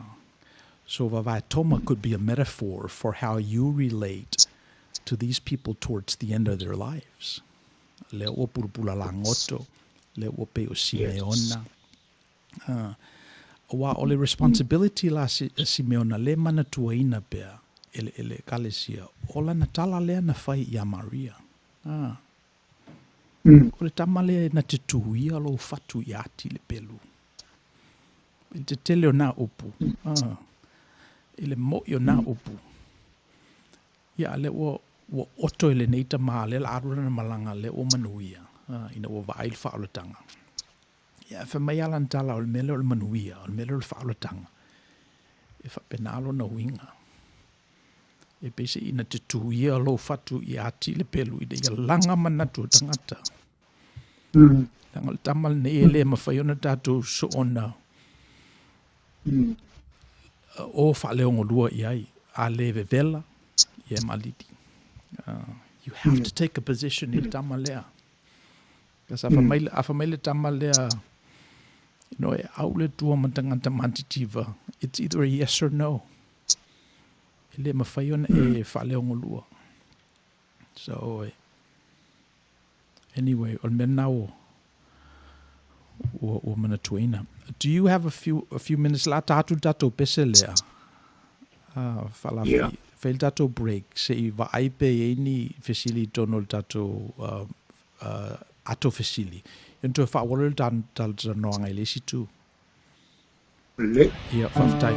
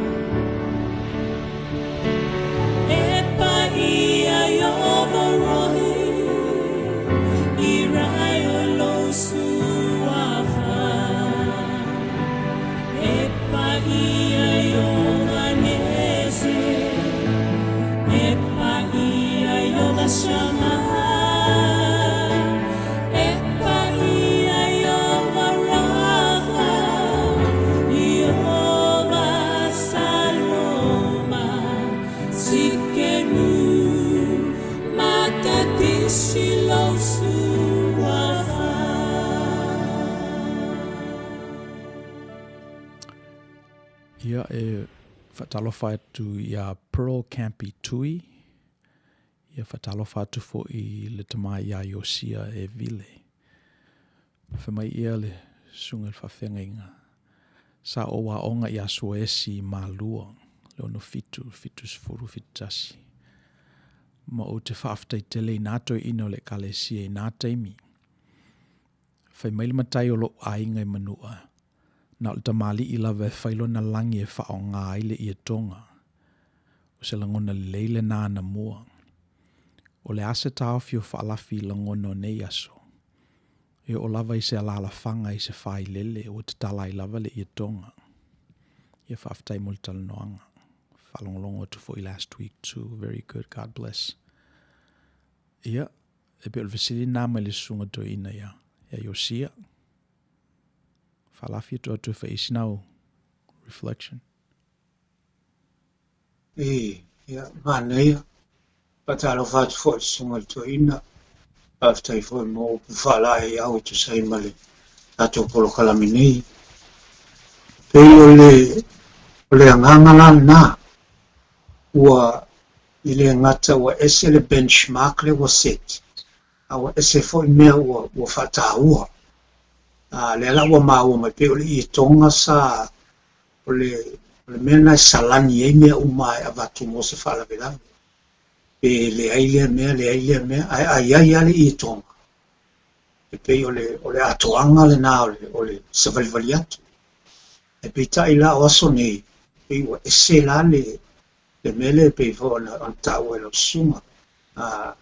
O si e tu nei le vai o le man, si e tu le mea ma le tonga. E pe ila o ta o fai fata si uma mea nei o le ese se mamalu, o le I tonga, o le songa essence as o le mea sa moa monia lea, le I tonu o le si I lea mai o le I tonga. O I le ta uto umai mea Samoa o le I tonga. Leo te le lope na ufa matala le tala, uma na ufa matala le tala Yasina, matautu o le solo, tautu o le solo, I le lalanga ina e sina o le I tonga. Lalanga I tonga e o ngā tonu lona ola I le tonga lea. Le tonga le ta o le pipi I le pe pipi I le palapala. Tu sala le ana uta ua tu se peia le grandparent fo le utanga opo atu na grandchild wa la tu le matua e mailita mai titi o la o le sa weekend ala ua mau I lo matua fele se o ia o toa tu si o tama o le pipi I tonga le pe fo la na uta ua o le ele o le palapala o le upu alo na o le toto o le mea o le o ke ola ma e soifua ai o le palapala ma le ele o tatou lau ele ma lau whanua o le tatou mea sina ia. This is our heritage o tatou whanua. Pe o le tāua na lela o maua le sunga le toina. O le I tonga o le atoanga le na o le mea la lea le emotion lea tautu le atu I. Ai panga lea ua ese isi mea ia ua whai ma benchmark. Pe o tāua atu I lo le I tonga because the emotion of having the I tonga present in the cultural presentation has diminished somewhat. Feelings la lia le na fua isi tala no atu le tūlanga lea. A mawhai lau na tātou toe maua langona na I tonga. Ia, ona o te tonu leo na whaingo fia hoi leo na, ona toe sui maria mai mea I le wha mua, ia pe o mea wha tino, mea wha the material stuff. O mana tuaina le whata oto le li e winga I le malo le tua. Whamai o le malo le tua e pe o se peni na tau tele. Ua eli tangata mawatu I le whanua. Ia ona tanu lola ia. Ai alu whata watu ana mea uma ina ia maua mai e le tupe whata o le whanua le e le penina lea.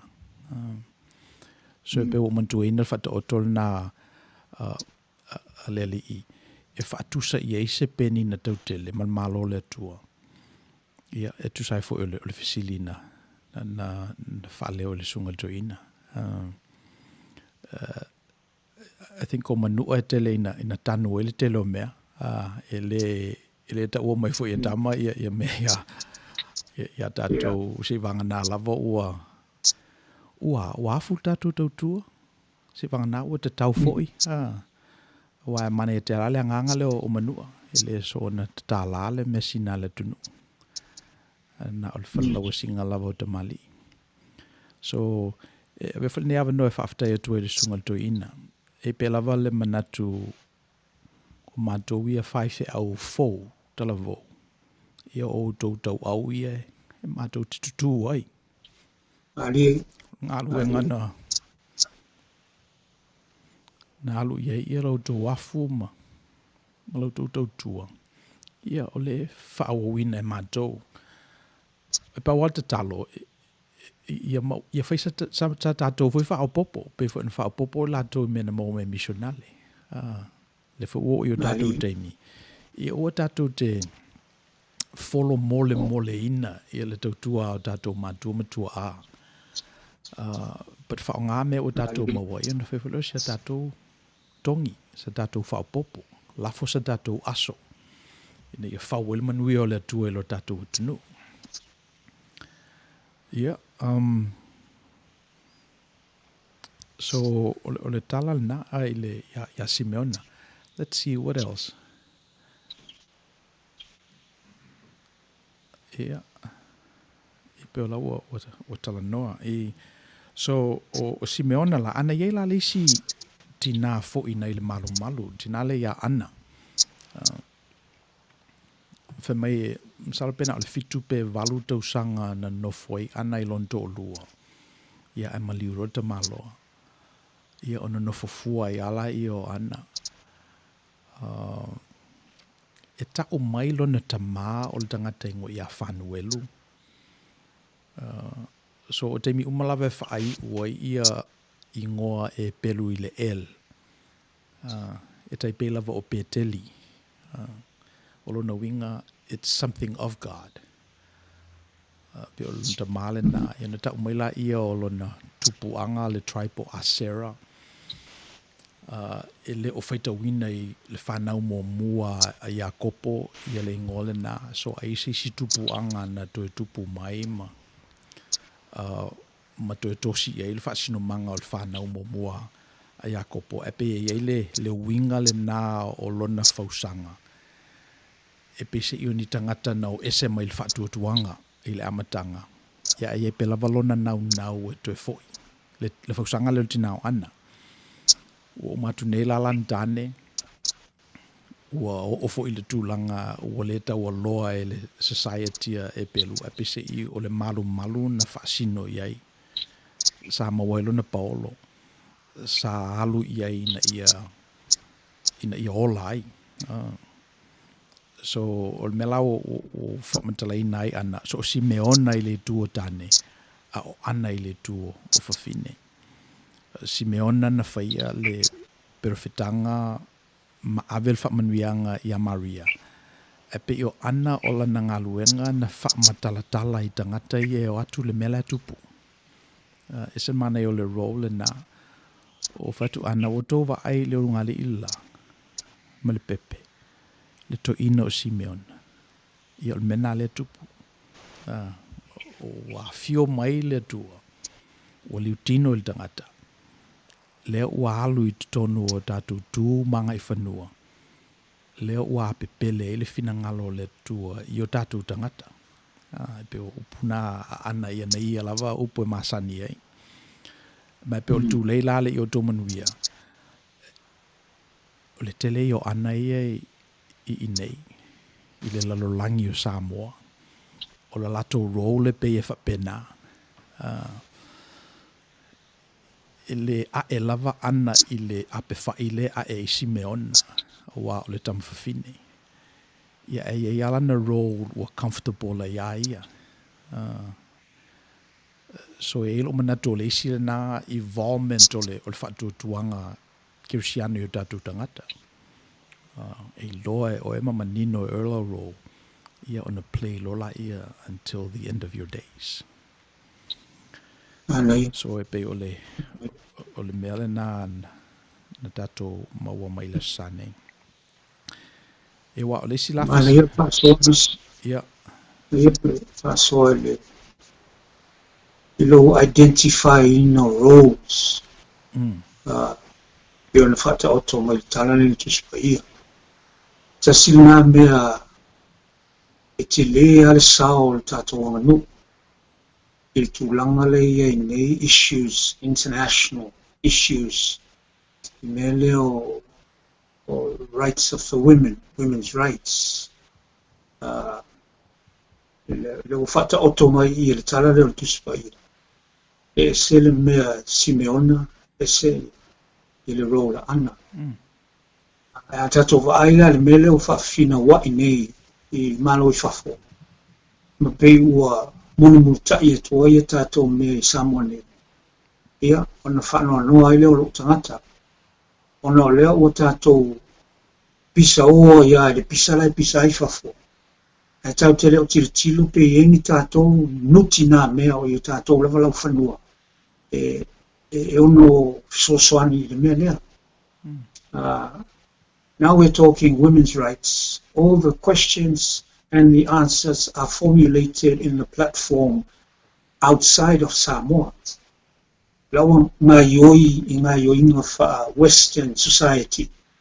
Tosot waimo tato manato tato tangata Samoa, we have our own culture.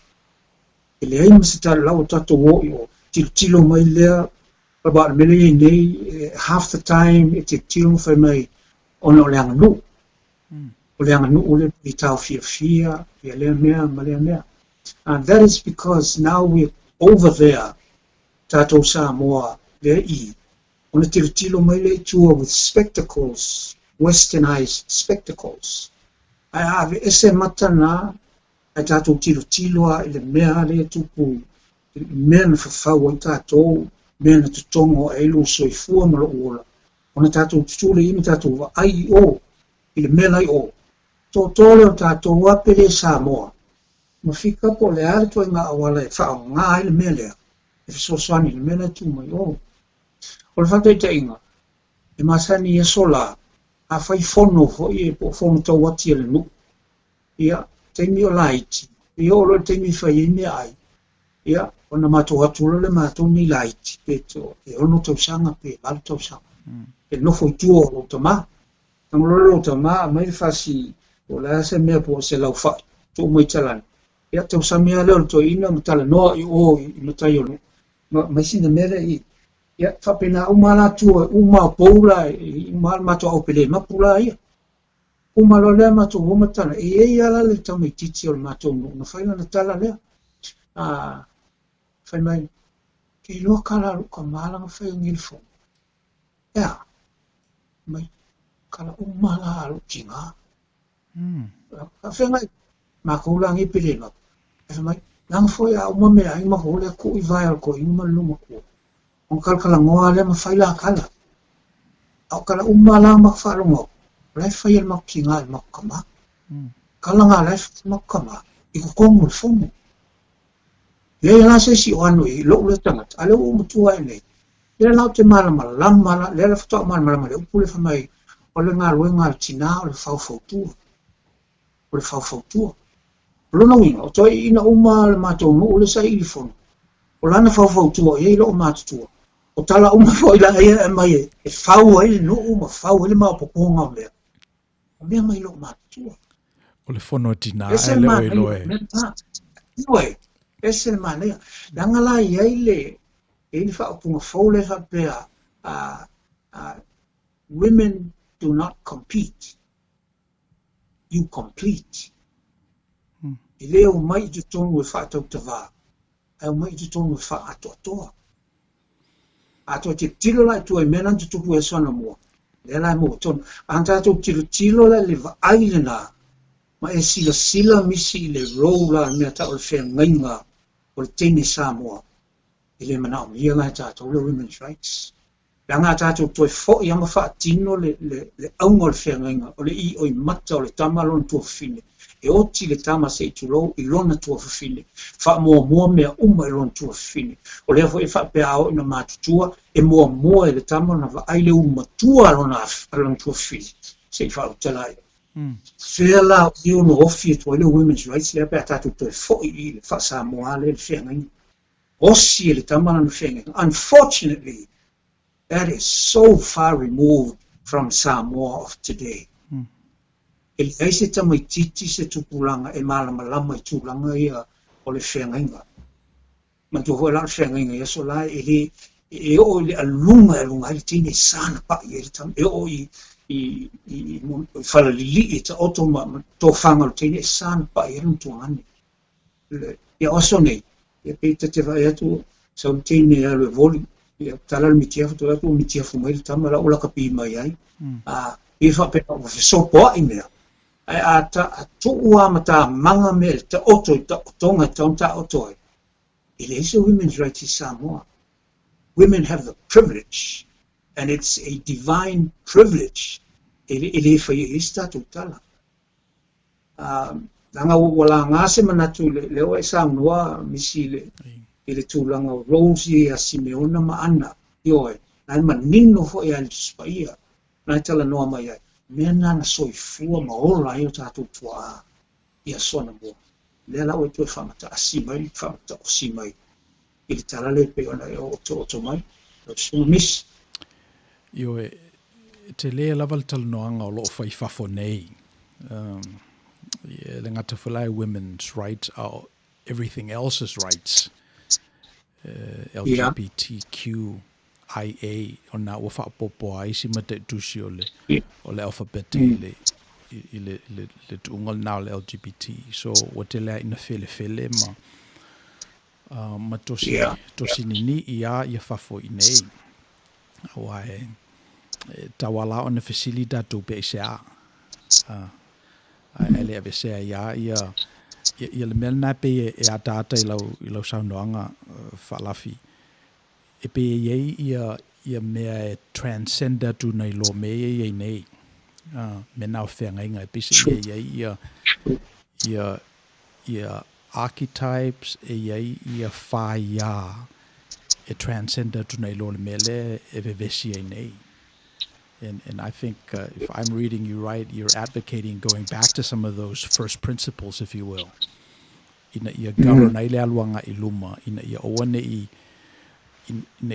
i le tupule le fatu o lo toto i tutonu o se meo lo te le ni vautu tui, using that metaphor my le Christian parables.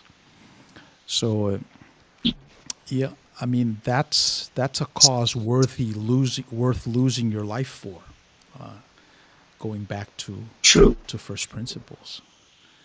So, yeah. I live in ta vanile o parupelo samanga misi. I live in ta I'm a fire no ofi to tonu o aonga. Awa au to tonu o aonga.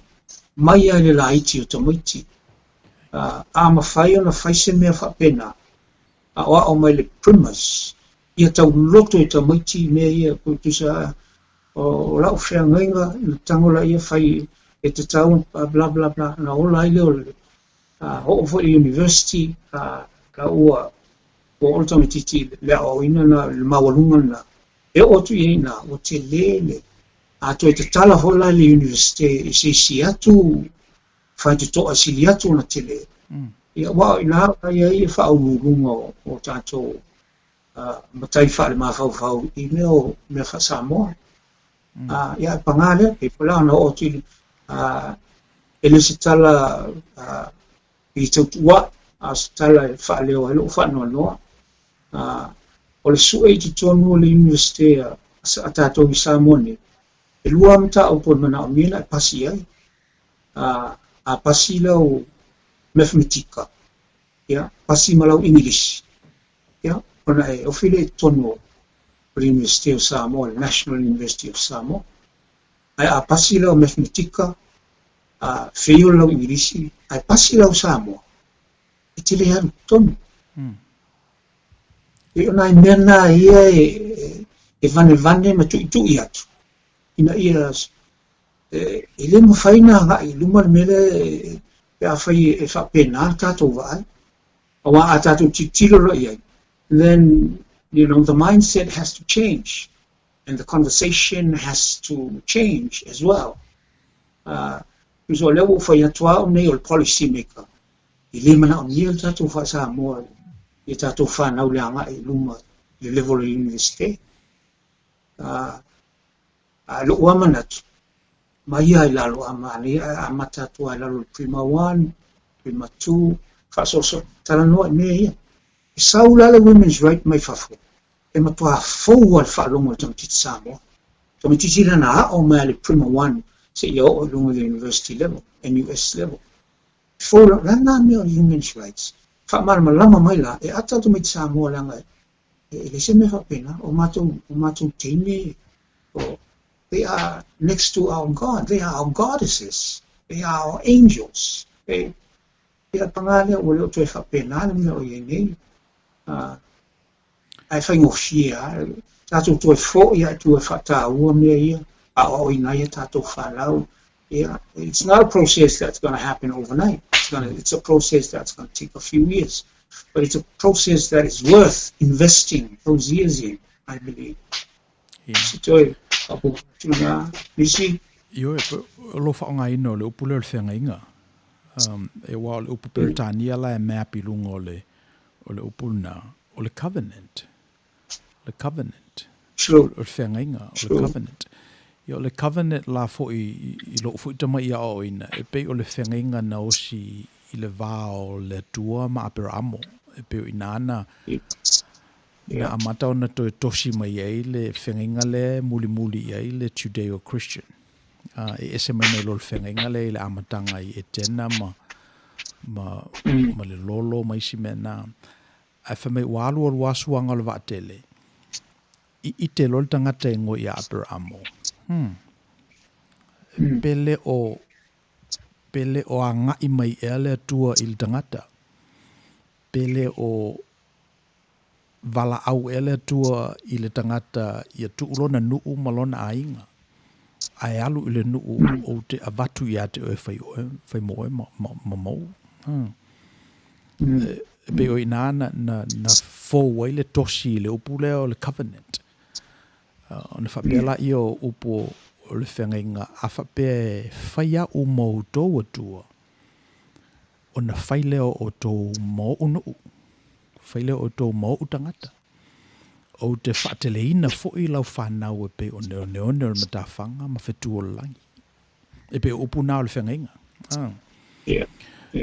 Ia ua vai atu la I Abramo I le mea lo nofo I uro I kaleta ia. Ia wailo mai ia puna vai o le nā lalolangi. Ua leo to ia seisi mea te taona I loa e le tangata. O lona whaasi o manga e leo I loa e Abramo. Ai eila le mea level vala au mai ia. Tu ulo nuu malau ainga. Ai alu I le mea o te mana oe. A vatu oe ia I malau whanau. So o le tolo la o le vala au o le tua ma le tali whaitau a Abramo I le vala au o le tua. Le nala I le mena ta o le whengainga. Ia na tosi mai e ala ia mai a Abramo, Isaako, Iakopo, Iuta, whasolo mai e ia. Le ala o te ina ia Western societies I le meale nei. Ele vala au le tua. I call it the call to adventure. Ia wafu le o tātou I loa uma mea tātou te loa. O le mea la vala au tātou ia le tua. O le mea tātou te le I loa. O le mea o lo whaifou le nganga o le tua. Ele I loa mo mue tangata. Ma o lo I oe la I le whengainga le nā. E pese I o le whaato tohina le nā o le ui ngā o lo wolanga. It gives meaning to your life. So o lo fisili la, e eise whapea ina o lo tātou upu whengainga le ngana Samoa ma le covenant e pe ona o whamatala ina atu le vau Abramo ma le tua.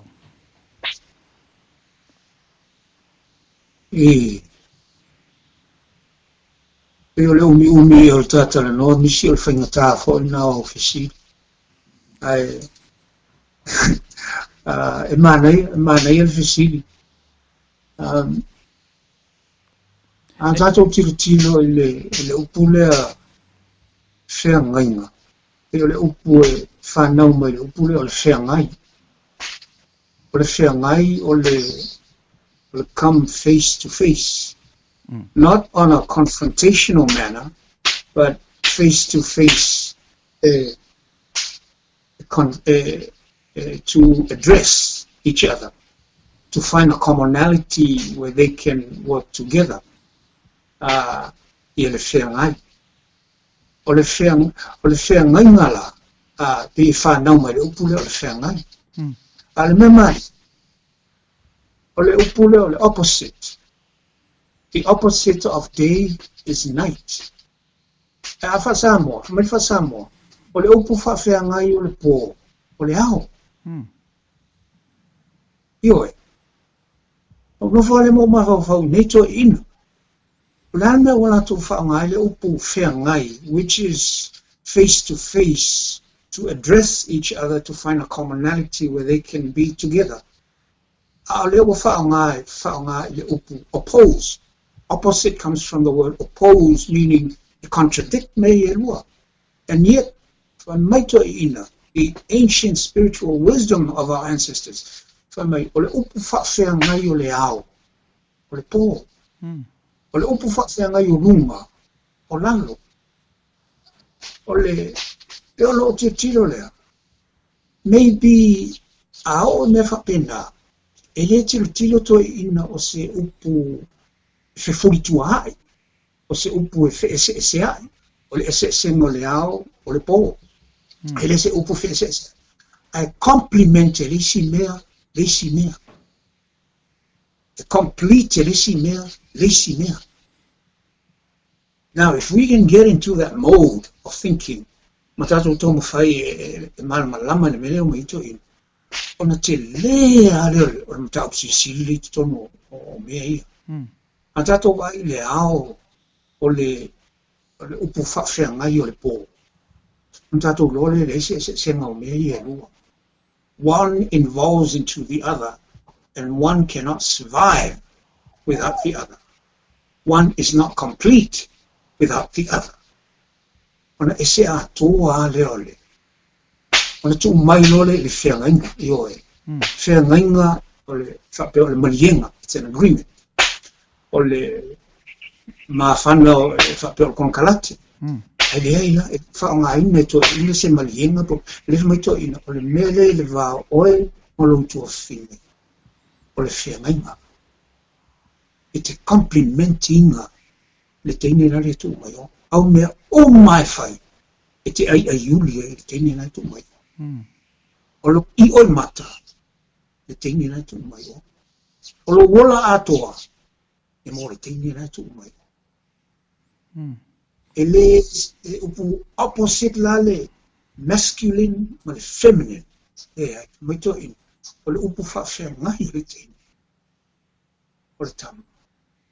O lana whea ngai. O le mae ale na I lo I so vai vainga. O le loto. O le tatou spirituality. O le tatou wanganu. Le nā upu e tasi. Au ili la na tatou whapenao na sae pio le.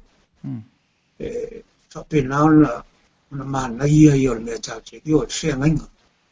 Whengainga is a covenant. O le covenant o mea nā pe o le saunoa. It's a godly thing. Ili a vete ni mafutanga whaatangata. A le whamaitoa ina le hai. O le mafutanga lea o ema lotu whine. It's a godly thing. Ele se marienga mele o le mele o le whengainga. Le whengainga le. So la mai tau o tue pese I tala whengai. E tala whengai le whengainga e pe ona e whamatalaina. Ma le covenant lea pe ona o whamatalaina. Pero mela fisi lau tu la I me pe iei la se e eiso na winga taimi I le whengainga tātou Samoa. E eiso na winga whaelele e saisaitia ma whaasalotoina le taimi. E pe ona saisaitia ma whaasalotoina le covenant a Aperamo ma le tua. So here's an example. O whai atu nei le tua I Aperamo. A whape whai au mau tua o te whaateleina lau whanau. Ia awa alua o vai atu Aperamo. Se le la se lau atau sanga sole le se tama. Whawhau lola ia e o le tonga whiti lele. Whamai e au mai le au nā sārai. E whai ei sina mafutanga. Ina ia tupu le whatu. Ina ia tau nuu le whengainga na lao sia ma le tua. Na whana wil tama whaelele tupunga mai tangata muslimi. Tamalina leo Isamaeli. Ilon tina o akala. So e pe ola ofisili. O soltala la le tua ina ua whaile tonga fitil na. Whamaile tua lea o le melo te whai atu ai o le me umi la valon siu siu. E umatu foi oe. Ia e mali wala na o le tamale o Isaako ia le atali o Abraham. Le nofo ma le whenga inga lea. Le nofo ma le la tu ngā tala le whai ma le tua a vea le tua ma o nā tua e whai o ia manu tele, e whai o ia manu o le tua. To tele fwil whanau. Ia mali wala e tasi ala le tamana o Isaako. Ave fwila i o le whenga inga ia Isaako. E mali wa Isaako e nā tōrua tama. Ia kopo ma Esau. So e penale winga o le whengainga lea na ave le tua i Abrahamo. I le tosinga lea. So la ofisili la, e iei se winga whapea ina o le whengainga i le vao le tua ngane ma le tua fine. Let's say le case le na. Wa e fo isi whengainga. Le vao le nu uma la lato whaiwheau, la lato wha whengainga. E iei se winga ele meni taimi, e sona wha o wina wha vavau. E pe ona i elwhenga i ngā le tua ma whanau Abraham. I la le, nau ata uala le isi whengainga o le whaiwheau, o le wha whengainga. O le whengainga ia le tama maron tua fine, e le aini o na wapui, e o se, e ona e wha fisili, e ini a ieinga, e ini o le manino alfa ata oto mai o le whengainga ia, o le vano nofo ai o le tama maron tua fine, e whapea, ma whapea. A tau sisi ina, ia, o le tato wanganu una, e tele tomu fo ia, o lo wola wha lea nganga na, o lo tau sisi i lo whengainga lea ma oe, ma lo tua fine. Le laua o saurola le whaiwhe au te tonu le nu. Le la pe o talia e mali e toa le tau nu mai i Ioana Viliamu ma le tala le lei. Le laua ave i e mali e toa lona whaalupenga o le sunga. Ia o se me alofa te leere na, i le whasamoa, o le mawalunga fo i na le vaai ale tamali i le tala le lei. Le wa ave i o lana ia le whaaloalo, o le avatu i o lana whaalupenga o le sunga i le missionary. Le ana ua fo i missionary, a le ua whaawau, le ua i lungo whaiwheau. O na o mai le tūlanga o le whaiwheau, o le whawhengainga, wa e isi whai mai lau sunga le whengainga, e isi o le teleala sunga le whawhengainga. A e pei e ele manatu, o pei na ua, when na ua whai le shift, na ua shift la le mea, le o tau o le whawhengainga. Antato wa aila e ia sa mua le taimi le, ne ia na ua whaamatalatala atu le winga le whengainga i le vao le tama malon tua fina. O le o te ise me whapena, only on paper, e tau talanoa, e sa o e whaaloalo tama malon tua fina, e le i tama e so na whaise mea, a o le loto e pe ona i le upu whawhengainga, e le o toi maua i le tōnei. A toi maua, o le mea tōnu wala nai, ta o toi le spirituality o tato anu. A le mela le oia nei, o mea uma ia sa whai i teine o na oia o le whengainga. Le lai fōringa mai o le ua ave i le whaiwheau, o le whawhengainga. Ai manitua o le whawhengainga, tu ulo le whaailumo o le upu, that means it's a model of the real thing. It's not the real thing. It's a model of the real thing. E manino ala o le whaawhengainga. Whaawhengainga ia o lo tua fine. Ai ona o le whioa inga o mea ma o le o toi iai la whaaloalo le ua ave tua fine. A le ua ave le whaiwheau. E le o toi iai le vai mawalunga le i lona tua fine. A le ua ave le whaiwheau. Le aiva i alva ai le o ma i maula i lo i so o ava i vainga. So manatu o te loa foi e le talia li tua tene. Ia, wha malulu atu. Ai Pea no whea tu ia tāwita. O tāwita ia, familia tua, he's a man after my own heart. O nei, tautara sa o am wha maon. E lo manatu. Ai se mana ia, e toi a mai la le whea ngai lea. Ave il tini. Ai whawhano limo whai ke au whapea. Sa e mana ia, o mea ia. O mea whaleanga nu. Toi ave mea whaleanga nu. I leanga nu. Ai tau si pe mamalu ia o le o whainga luenga le atua. O le whaife au o le tala le leia le atua. Ai a mai le whengainga. Se i tato wa aia i swinga le la sui ne sa mo pe ato a mai me. Ai le mwhain tato whaia. Se i vanga nao i oe mai whaise au. Langa o la tau le o ele. Nai o la tau a au ma o la tau lima le. Le mea lea. Ai ama whaina e se whaife au. Sau mate to lua. Ai whapea mai. Mai mana ia ai toi. Ave le mela, o le mela tau Tagaloa langi.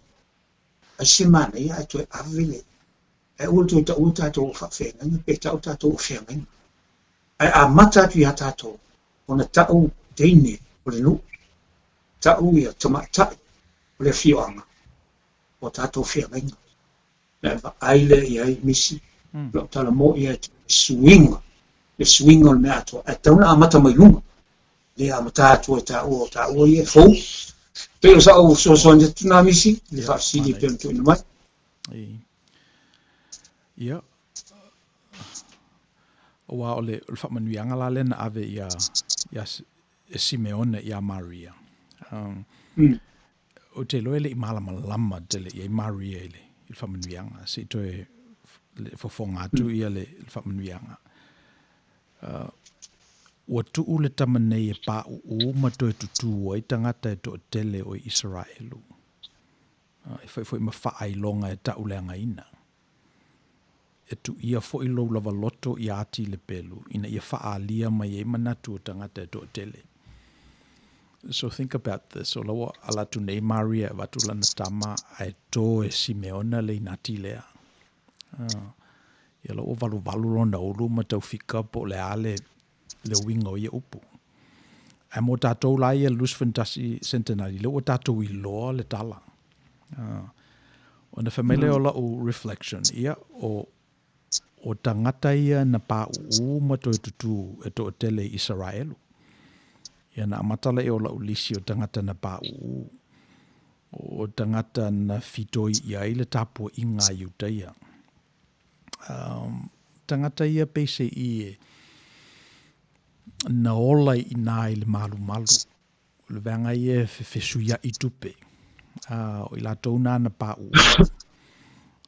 Le vanga ia a watu ia le moe fo elele na a watu mamao. Pena watu I ai kupito a watu ua po ua lo na pā u se tulo po ua ngaulo na vae. O na watu la ia I tama ia filia taulanga e ave I whaiele taulanga. Whamai tama sole, le ia le tatauna ave ni me whale tonu I le tua. O le ua ngau le vai o lau mamoe lea, le me le taatia I.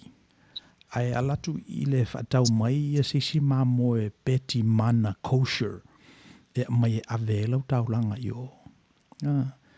So I la taula ia na whaalaloina le mamoe le ngau le vai. Matau sa samie maolai. E peo le system atoa le nā le ua tuu I lalo e le li. Ai ele te mina whesilingia I so o le li.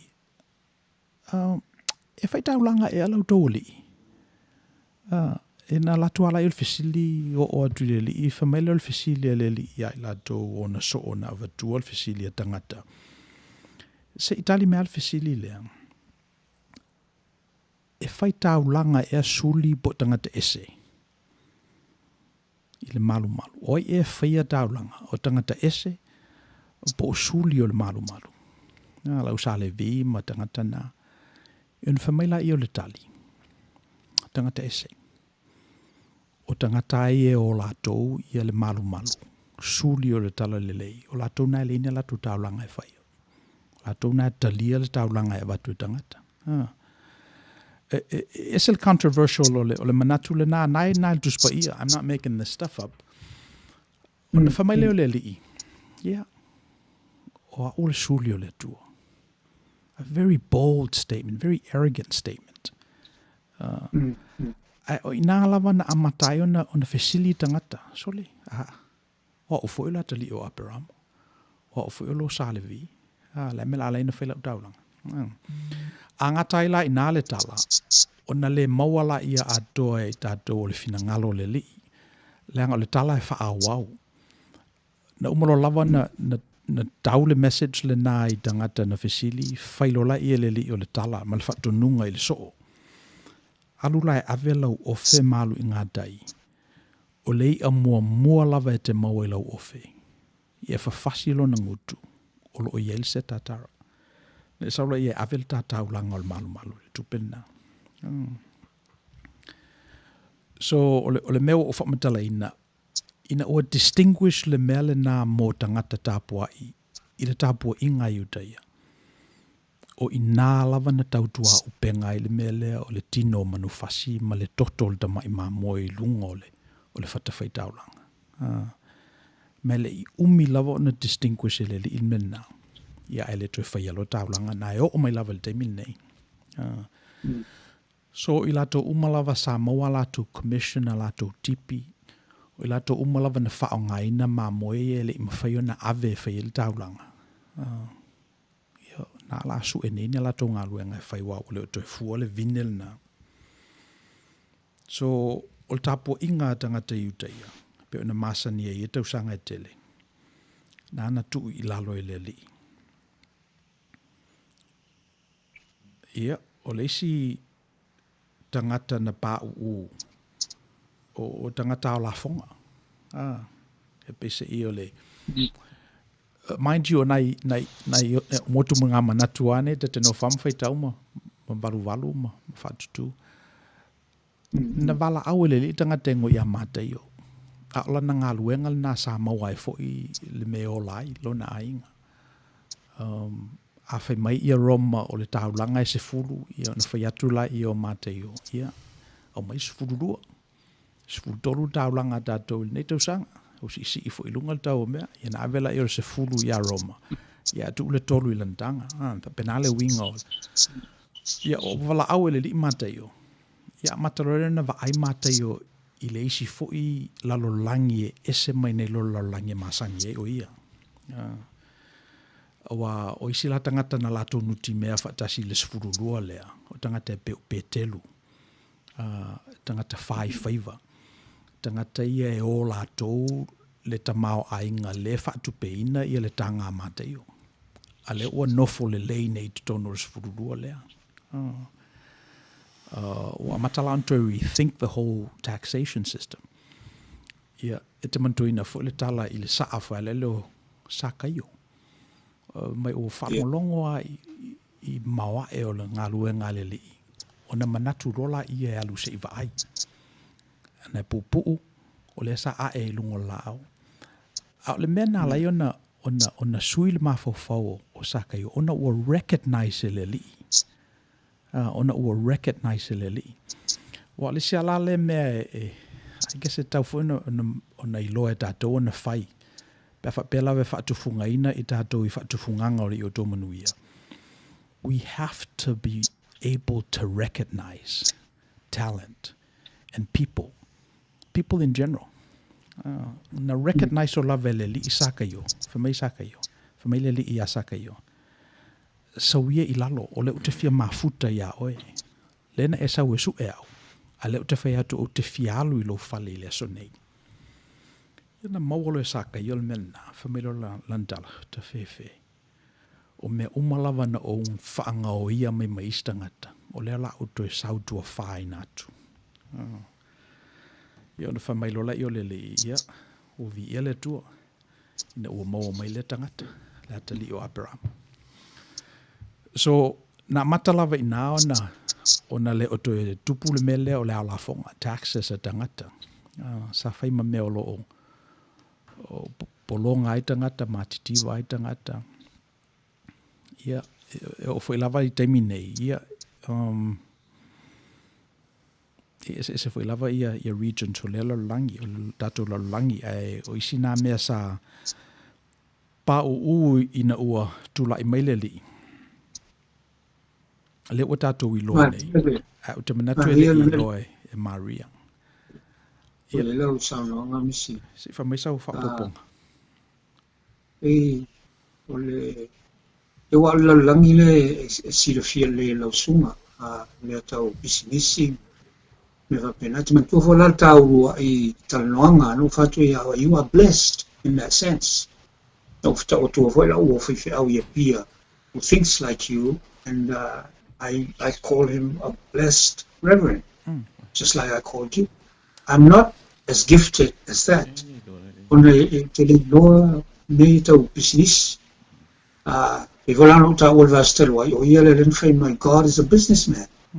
Au tilo la I fa pena ta mo o le tua ona o le tilo le langi fai business and the general consensus of what a business person is.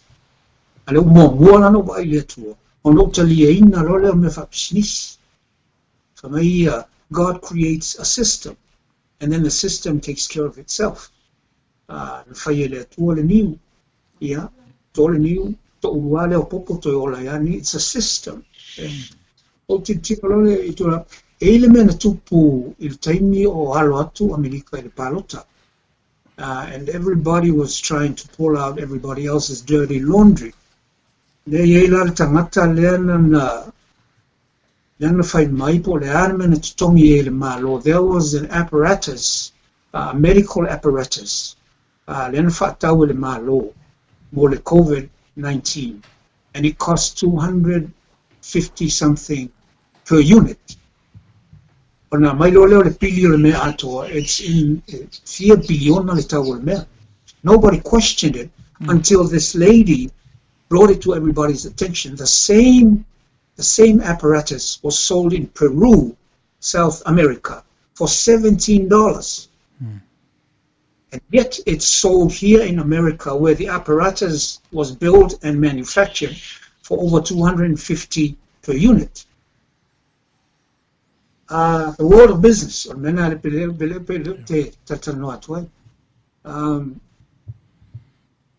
e tāua fai o le profit, before on tātou talanoa o le profit e tongele o le tax e fai awala, fai le mai, le au mawhapena. A o le gauge ina la profit. E o ina la le ta o toi le mele e atungalu tangata. Le ta urola tangata fai pisinisi mele o se o kamangan kua kamwakai o la koro. O na o le whaingana le o le profit margin. A whai o le whaatau I Peru for $17. Then it tells me and you that that product is manufactured for way less than $17. And yet it's sold in the place where it's manufactured for over 250.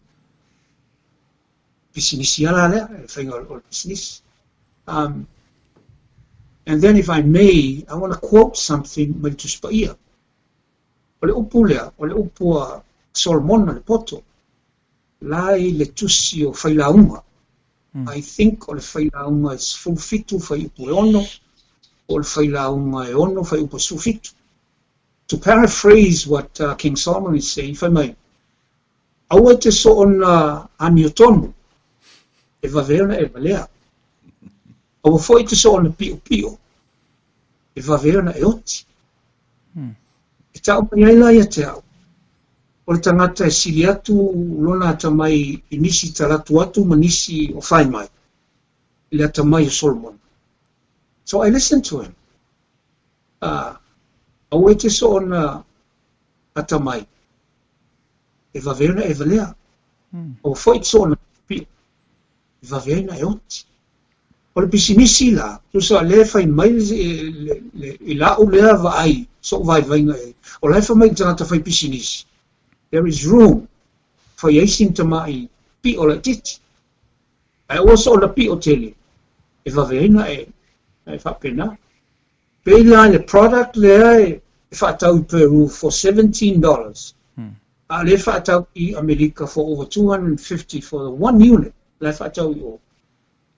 Le lai whaila tala le Solomon. O te so ona pi pi. Wai vaveona e oti. So it tells me there is room, elese righteousness to the core. Which to fo ila ia tavita. Te leo mau me fa le tonu na fa ia tavita. Ale pi tilo ale atua le whamaoni o lantamale. Nelana, he uttered the very words, David is the man after my own heart. Wana mea umalana fai, he was in the realm, ele iso ona pio tele, ele iso ona tamai tele fo. And I tonu ai, he never lived life to the extreme.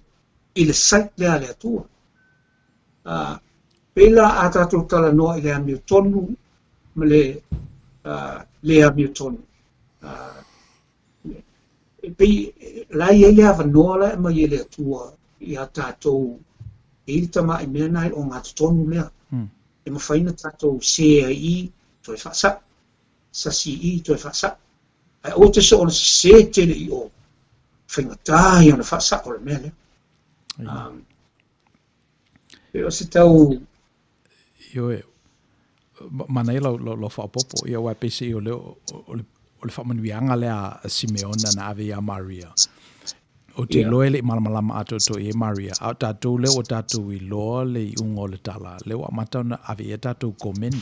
E wai mana e whera lau whaopopo a wai o le si vaenga o le whamanuianga. E whaifo I ma whaai e tauleanga ina. So o le si lea character le li na tauleanga ina ai o ia.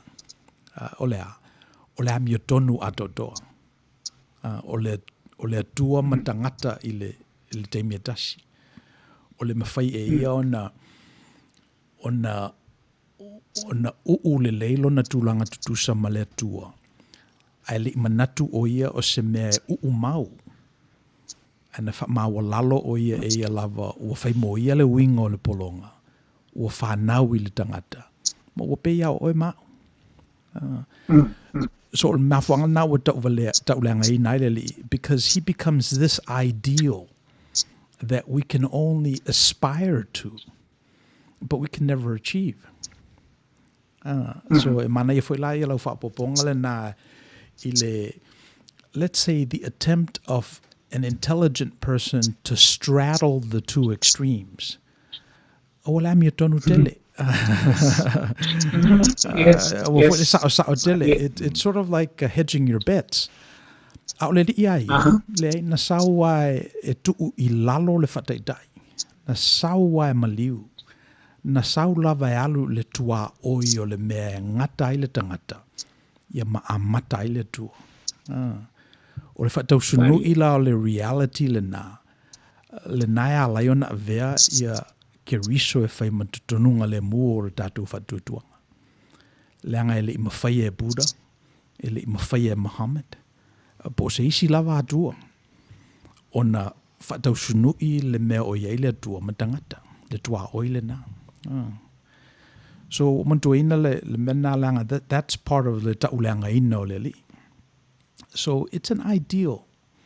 It's an asymptotic ideal le ele winga fa ele it's an asymptote a plot ele graph and it gets close to the asymptote but it never touches the line ele principle nga ele matematika it's called an asymptote le fo ilai have I le ile tupe fole na le Bitcoin if apele tala luase furutasi miliona le finite number of Bitcoins that could ever be created. Yeah, ale na luas furutasi miliona. Yeah, it becomes an asymptote. Fato a to lava pe a o le infinity le taimi. Okay, pe o lusi tato connection ma le fionga ia falafi. So to tam fa yatu on mana ye o conversation le. Langa e whaatufunga ina I tātou ina ia aua ne I seiseitia I tātou e le taimi. Ia tātou I loa le tuanai le taimi nei. Ia ma le lumanai. Ia le oto e wheloa I ma whalafi. Pe le anga tō connection I Samoa. O le ale le mafuanga I pa uso. Mato internet e whapena. Ele teimi, ele teimi, ele ia. Io, whamaro lua tua I lau whafonga Samoa. Tūlanga fo ia. au te tau na whai e se whatu whunganga i le nā. Vai o lo tūla i mai Ia, pe o le mea alea, o le tōtele o tangata i nei. Ka whai o māua mai. Ia, nā e māua mai. Ia. Falafi. Ia. O toi motu fo tātou fsota inga.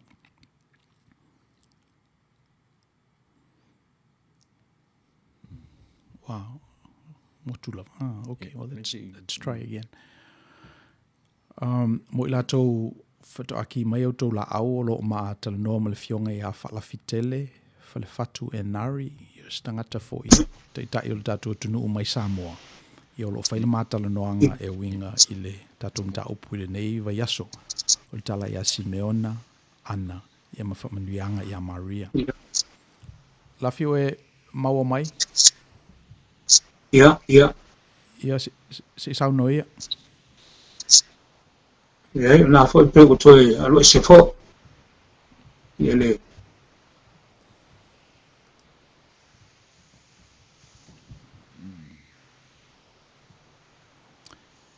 I o tele malama tele fo i le i connection si Samoa e pise i o tutuila nasa fata tira lato fiber optic cable do sangala wo vai Leo mawat, leo vai tu leo. Ia. Ke lo ua la fia ngai fu ta tu taimi. Ia. Ole ia ole a ia to tu lava no le falafi face au saunanga mun muli. Ia wala ta ful datu taimi ia na fai o toile I.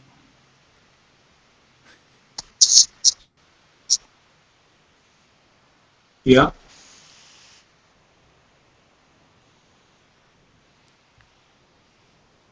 Ia sauno ia. Well, any message from my messenger is not responding. We can hear Leo you. mateno mai messages. Ai por aso finangalo misi ai ya ai wil ta nanga manu ole o mo lao le ai le toi Ia. le up for ile ta to connection lo fa lo Ia ole ia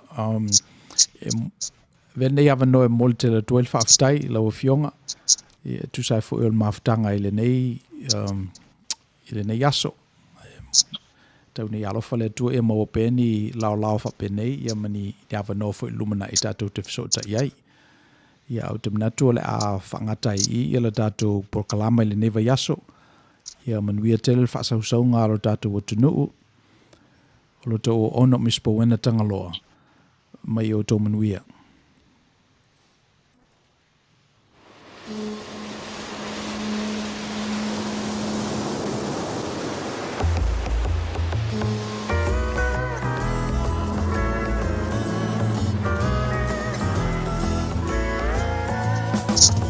te vivi atu I le lalolangi I wo mae ua masani E moli mawai o le matangi o lo angi Samo le atu te alo fangi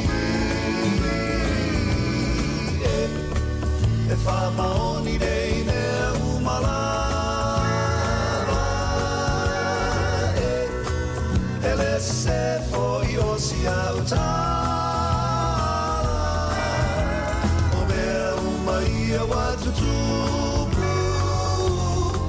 Moi lo tato atunu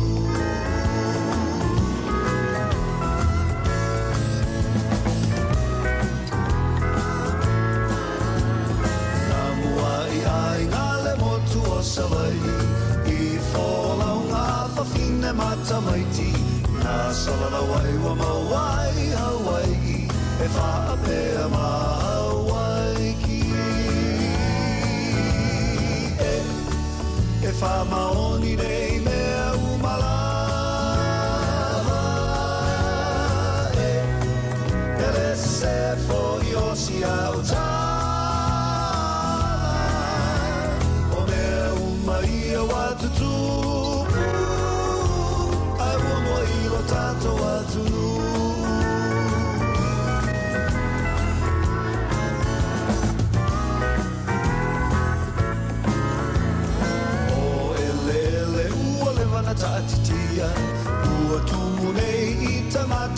sia ai vasa e te le uala to au sia na ta uma le fia fia e fa maoni nei mea umalava e le se fo io sia utala o mea umaia watu tupu ai uamo ilo tato watu nu e fa maoni nei mea umalava e le se fo io sia utala o mea umaia watu tupu ai uamo ilo tato watu nu